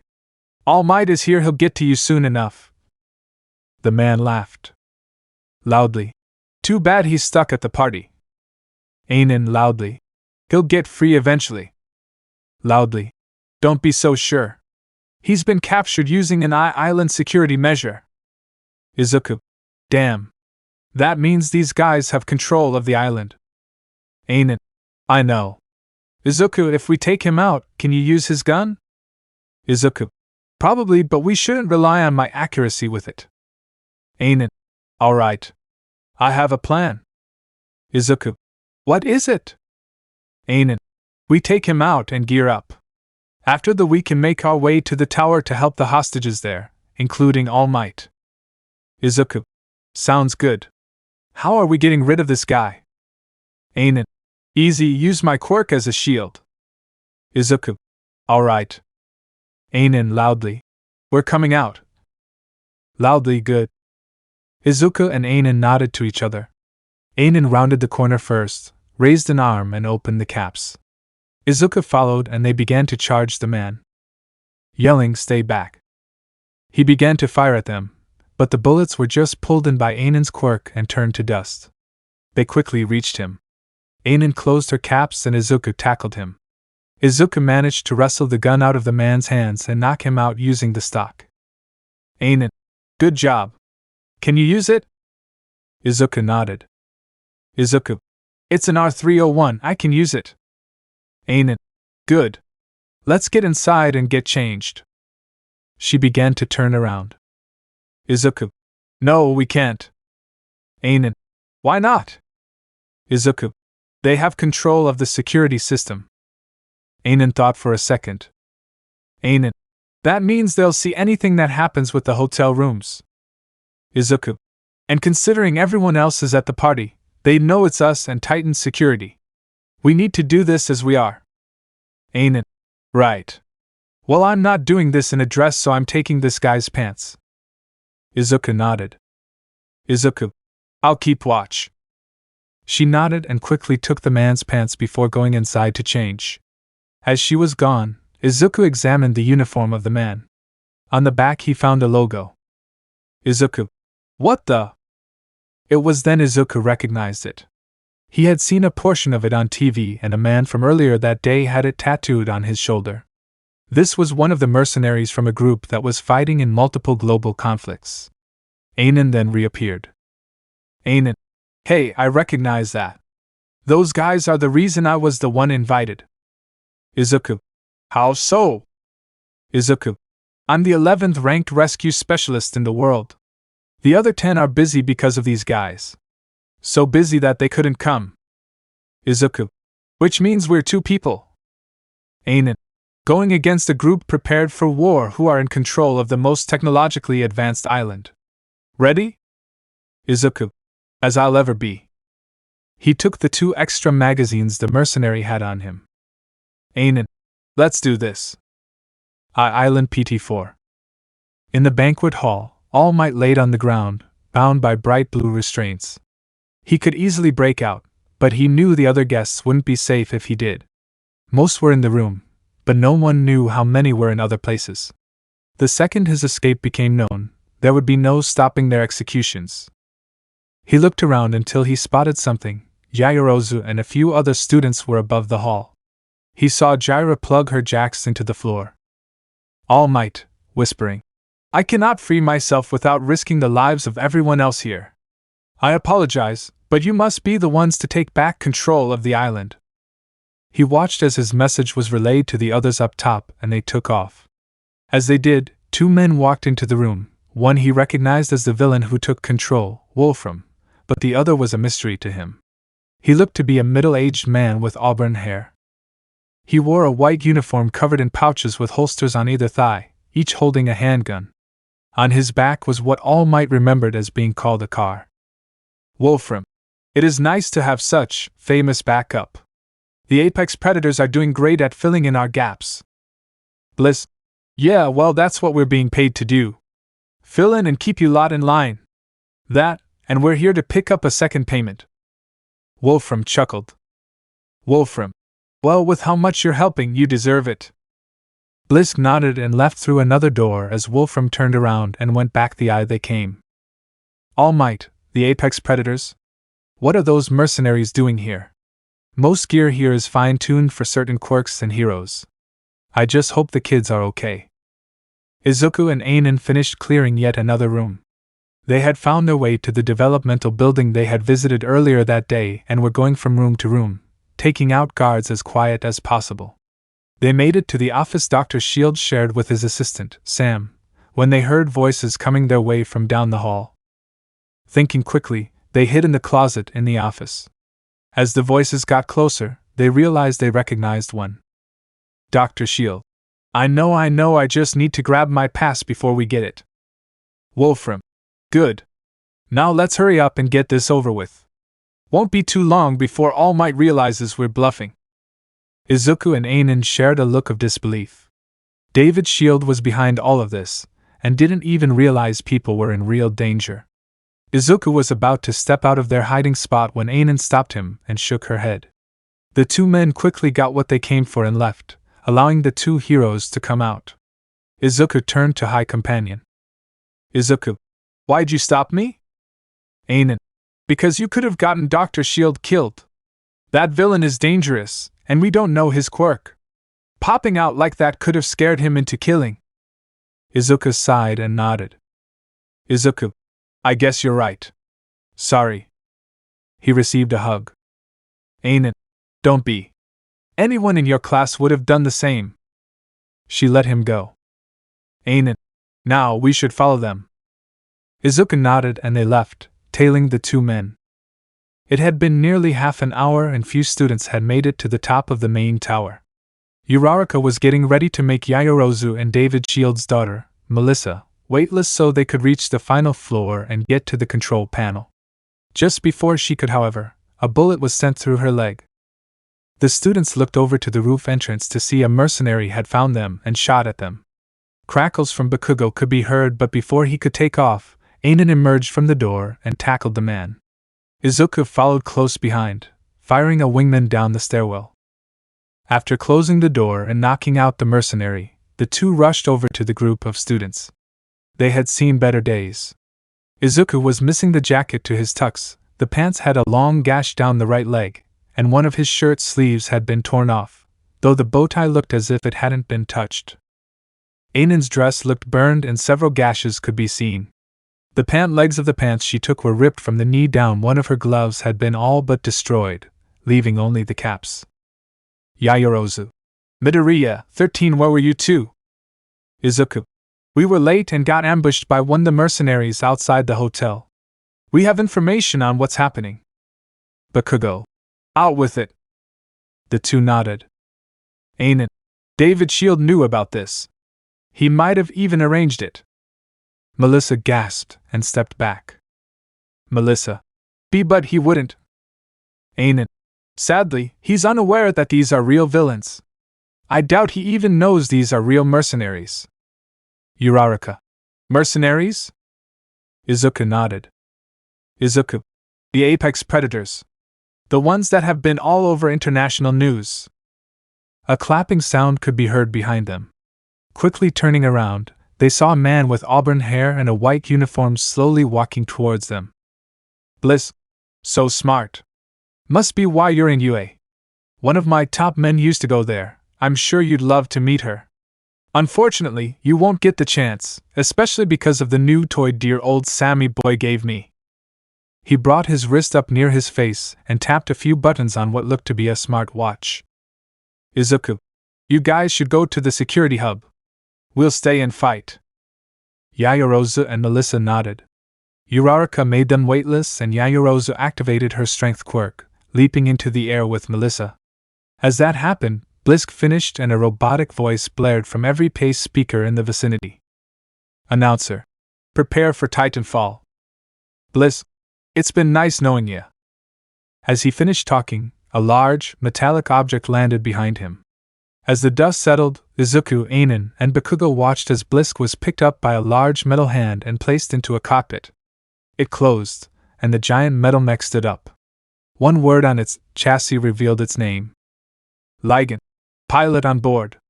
Linked with pilot. Control relinquished to pilot. Have a nice day. Island end taken. Bliss. Like it? It's called a Titan. Old Sammy boy had this project shelved for years. All he needed was a little funding. The Bliss-controlled Titan reached onto its back and pulled out a gigantic machine gun. Bliss. Let's see here. Close range mode should be enough to scatter your remains. The gun began to spin, preparing to fire. Anan yelling, Get down! She leapt in front of the group, every cap opened, as the gun began to fire. Her fingertips were pulling in and destroying every bullet the machine threw at them.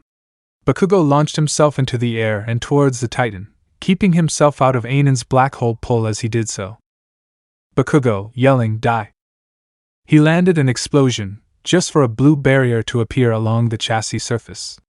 He shot backwards, away from Blisk. Bliss. Experimental hard light shielding. Nothing's getting past it. Speaking of which. He stopped firing and charged towards them. Anan kept using her quirk, but it had no effect. Bliss. Good luck turning light to dust. He raised his robotic fist and swung down on Anan, who was barely able to avoid his strike. Izuku fired the wingman he was carrying at the cockpit, but it bounced off the shielding. This gained Blisk's attention though. Blisk. Oh? A hero student with a gun? What has UA come to? Unfortunately, that little toy won't let you play the hero here, kid. He swung his fist backwards, backhanding Izuku and sending him flying. Izuku fell past the edge of the roof and began to plummet to the ground. Bakugo was able to catch up and caught him before he hit the ground. Izuku was set down and stood up. Bakugo. You good? Izuku. Yeah, but we need to get BA. A crash sounded behind the two. They turned to see Blisk had leapt down, Anan in hand. Izuku started to get angry. Izuku yelling. Put her down. Blisk. Oh, her? He began to laugh. Blisk. Oh, I see what's going on. How unprofessional, 13 dating a student. That's a big no-no. The metal fist began to squeeze, making Anan yell in pain. Izuku yelling, Anan. Anan yelling. Run away. Izuku attempted to run to her, but Bakugo grabbed his arm. Bakugo. We need to go, we'll die too if we don't. Izuku struggled against Bakugo's grip, even hitting his friend's arm, but nothing worked. Bakugo took off using just one hand. As they flew away, Blisk spoke up once more. Blisk. What kind of hero runs away when someone is in danger? This set Izuku off. He let out a yell as his eyes became fogged with a red tint. Blisk and his Titan were a bright red. Izuku's anger had boiled over. He hit Bakugo's hand, making him let go, and fell back to the ground. He then proceeded to charge at Blisk. Bakugo, yelling. Damn it, get back here! Izuku got up close to the Titan and punched it, doing no damage. Blisk. Ah, there's the ferocity of a desperate hero. Too little too late. Blisk's other hand was a second away from grabbing Izuku like he had Anan when Bakugo rocketed back over, spinning through the air using his explosions. Bakugo, yelling, howitzer impact. Bakugo landed his super attack on the mech, this time breaking through the shield. Blisk wah. Bakugo smirked. Bakugo, yelling. Not so invincible now. He blasted himself back as Izuku used a momentary distraction to dodge the hand.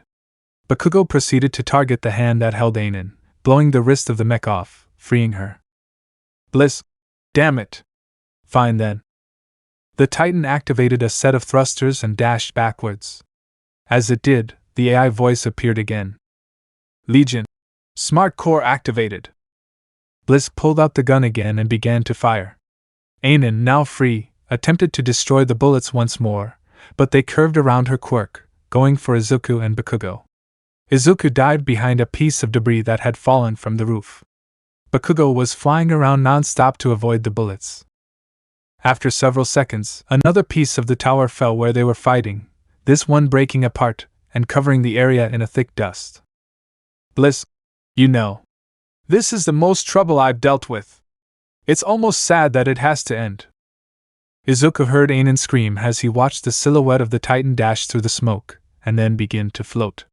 As the dust settled, Izuku and Bakugo saw why.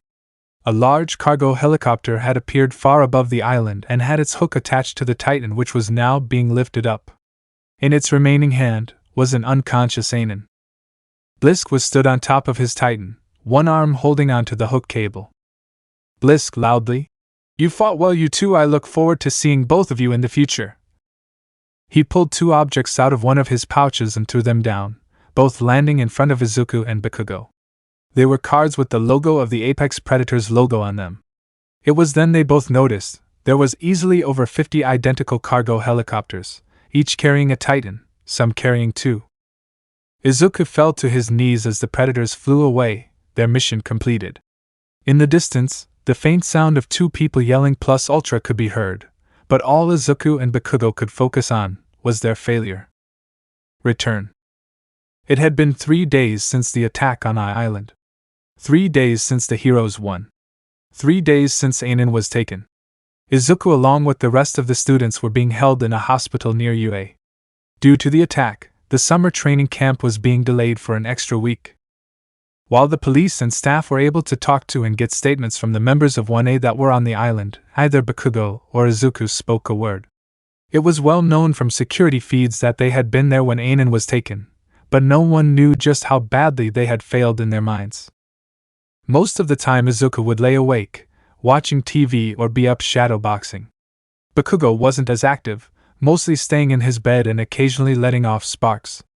One activity they both shared, however, was staring at the cards Cuban Blisk had thrown down at them while the apex predators made their escape. No one knew why he had done it, nor what he said when he did. There was writing on them, but both boys didn't let anyone even see the cards for more than a moment before hiding them. Due to their similar states, they were put in a room together. On the morning of their final day in the hospital, a knock was heard on the door and 7 people walked inside: Nizu, Aizawa, Snipe, Inko, and Hisashi. Bakugo's parents had visited multiple times during their stay and would be back later to pick him up. Nizu: Here you two are, how are you doing? Silence. Aizawa: I told you, they've gone silent. The 3 others glanced at each other, knowing much better why Anan's disappearance was so important. Nizu: Yes, I wanted to make sure myself. The group walked over to their beds, while we're next to each other. The 2 boys exchanged glances, clearly wondering why Nizu had only visited now. They knew he'd been in the hospital constantly ever since the attack, so why wait? Snipe stepped forward. Snipe: Alright, you two. We just want to ask some questions. We know you already denied talking to the police, but we need you to talk. Believe me, I know what it's like to watch a comrade and even close friends get taken from you. We all do. Talking will help us find them and get her back. Both: No, it won't. The group, minus Nizu, looked surprised. The first time either had spoken since the attack, and was to a teacher instead of their parents, or even the police. Nizu: If I may ask, why? Bakugo: They know what they're doing. Izuku: He played us and Wolfram's gang. They won't be found unless they want to be. Hisashi: But there has to be a way. The boys exchanged glances again but didn't say a word. Aizawa cleared his throat. Aizawa: Either way, we salvaged what we could of your belongings. Most of your clothes, along with your costumes, are perfectly intact. They all are at your respective homes. He then walked between their beds and placed his hands on their shoulders. Aizawa: Don't be ashamed. You two are strong, you just met an enemy stronger than you. Understood? The 2 nodded and he stepped back. Aizawa: Alright. Us staff need to get going. A doctor will be by soon to officially give you two the all clear. Your parents will be waiting in the lobby for you. With that said, the group left the room, but not before Inko and Hisashi gave Izuku a hug. As the door closed, they pulled out their cards. Izuku: Tokyo, huh? Bakugo: Yeah. Of course they'd be able to use the Hammond building. It was that damn scientist's company after all. Say, do you think Mr. Aizawa meant our costumes were also dropped off? Izuku shrugged. Izuku: If they were left to a company, then probably. But the way he worked it. Bakugo: Yeah. I don't know how, but they know. They then looked at each other, then at the sets of clothes they were left. Izuku: Are we doing this? Bakugo: Not like we can give these to someone else. They looked at each other again, and nodded before getting up. Down in the lobby, Nizu and Aizawa stood by the front desk. Aizawa: Sir, do you really think it was wise to leave them alone after what I said? Nizu: Yes. I don't like having to make that decision, but I believe it's the safest one. Aizawa grunted. He had to agree. Izuku and Bakugo were the only 2 given cards throughout the entire attack, which meant they were special in some way. What he didn't like was what it meant. Nizu: Plus, Midoriya has much more than just his confidence and pride on the line. The confused Aizawa, but before he could ask, a doctor rushed into the waiting room. Doctor yelling: Katsuki Bakugo and Izuku Midoriya are gone. Izuku's parents leapt out of their seats. Inko yelling: What? Hisashi yelling: How? They ran off to the room with Snipe following close behind. Nizu and Aizawa didn't move though. Mizu. You did attach them, right? Aizawa nodded. Aizawa. We'll find them. 5 hours later. It was dark out, the lights of the city being the only illumination available. A helicopter landed on top of a building and someone in white body armor stepped off. As they did, 2 figures walked onto the helipad. Bliss, I see you accepted my little invitation. Izuku. You know why. Bliss smirked and nodded. Bliss. Well then, best not keep your lady waiting, should we? Bakugo. Now hold on before we leave, what exactly are you having us do? We ain't about to kill for you. Bliss chuckled. Bliss. Don't you worry, it's just a game. A game, to find the apex. Izuku and Bakugo looked at each other, and nodded, before getting on the helicopter. As they took off, Bliss spoke into his radio. Bliss. Add Bloodhound and Dynamite to the roster. And make sure the Silva Brat stays in his quarters. Invitation accepted. It had been many hours, including several instances where they had to get into a different helicopter, but eventually, Izuku, Bakugo, and Bliss arrived at their destination. Both Izuku and Bakugo were adjusting their gear as they stepped off. Izuku. Where are we? He and Bakugo looked around to see they had landed at what looked to be an old and repurposed military base. Bliss. We're standing on an old prototype of an island. It was made using an already existing island and was supposed to be used as a mobile base of operations for ground troops. They couldn't get it to move though, so they scrapped it, and the US sold it to the highest bidder, us. Bakugo scoffed. Bakugo. And you're content using a half-baked idea as your main headquarters? Bliss let out a laugh. Bliss. Oh, this place isn't for me or any of the apex predators. It's for a smaller faction, the one you'll be a part of. Izuku and Bakugo looked at him with cautious curiosity. Bliss. Starting today, you two will be the newest members of the Apex Legends. Izuku. And what about Anan? Bliss. Oh, 13? She'll be joining you once she's healed. Took a lot of force to keep her down. Izuku clenched his fists but quickly calmed himself down. Violence wasn't going to get him anywhere here. Izuku. Take us where you want us. Bliss. Straight to the point, eh? Alright, follow me. He led them towards the base and over to the front gate, which was guarded by soldiers wearing white uniforms with the Apex Predator skull patch on their shoulders. They stepped aside as the gate opened to reveal the entirety of the base. The two boys could see architectural similarities with I-Island, especially with the fact it looked more like a city than a military base, though it was clear the area had some kind of military intent. Bliss. Welcome to your new home for the foreseeable future. Bakugo. Give us maps and tell us where to go. Bliss waved his finger. Bliss. Can't risk you two going rogue on him. Izuku. Stop with the caution. You have snipers trained on us right now, and neither of us are actually faster than bullets. Bliss smiled. He was impressed. Bliss. Good instincts. Fine, we'll do it your way. Bliss tossed his knowledge up to experience, but the blood seeping through Izuku's gloves let Bakugo know he was angry. Angry enough to see in shades of red and see people clear as day even with his eyes closed. Bliss grabbed 2 little pamphlets from a soldier and held them out. Bliss. Cute, right? Printed just for newcomers like you. Bakugo snatched them, grabbed Izuku by the arm, and dragged him away. Bliss loudly. Building C, 5th floor. Bakugo flipped him off. They walked away. After they were around a corner, he stopped, turned around, and took Izuku's helmet off. His friend looked ready to run back and murder Bliss where he stood. So he slapped him. Bakugo. Snap out of it. We need to keep moving. He grabbed Izuku by both arms and watched as Izuku took in a deep breath and then exhaled. Izuku. Right. He still looked furious, but he was a bit calmer. Izuku. Sorry, his voice is insufferable. Bakugo snickered. Bakugo. You're right there. Come on. Izuku nodded and they started walking again. Bakugo took a look at one of the maps and led the way to Building C. It looked to be an apartment building, though the first floor was completely empty, minus the dust-covered lobby. Nobody used the first floor, it seemed.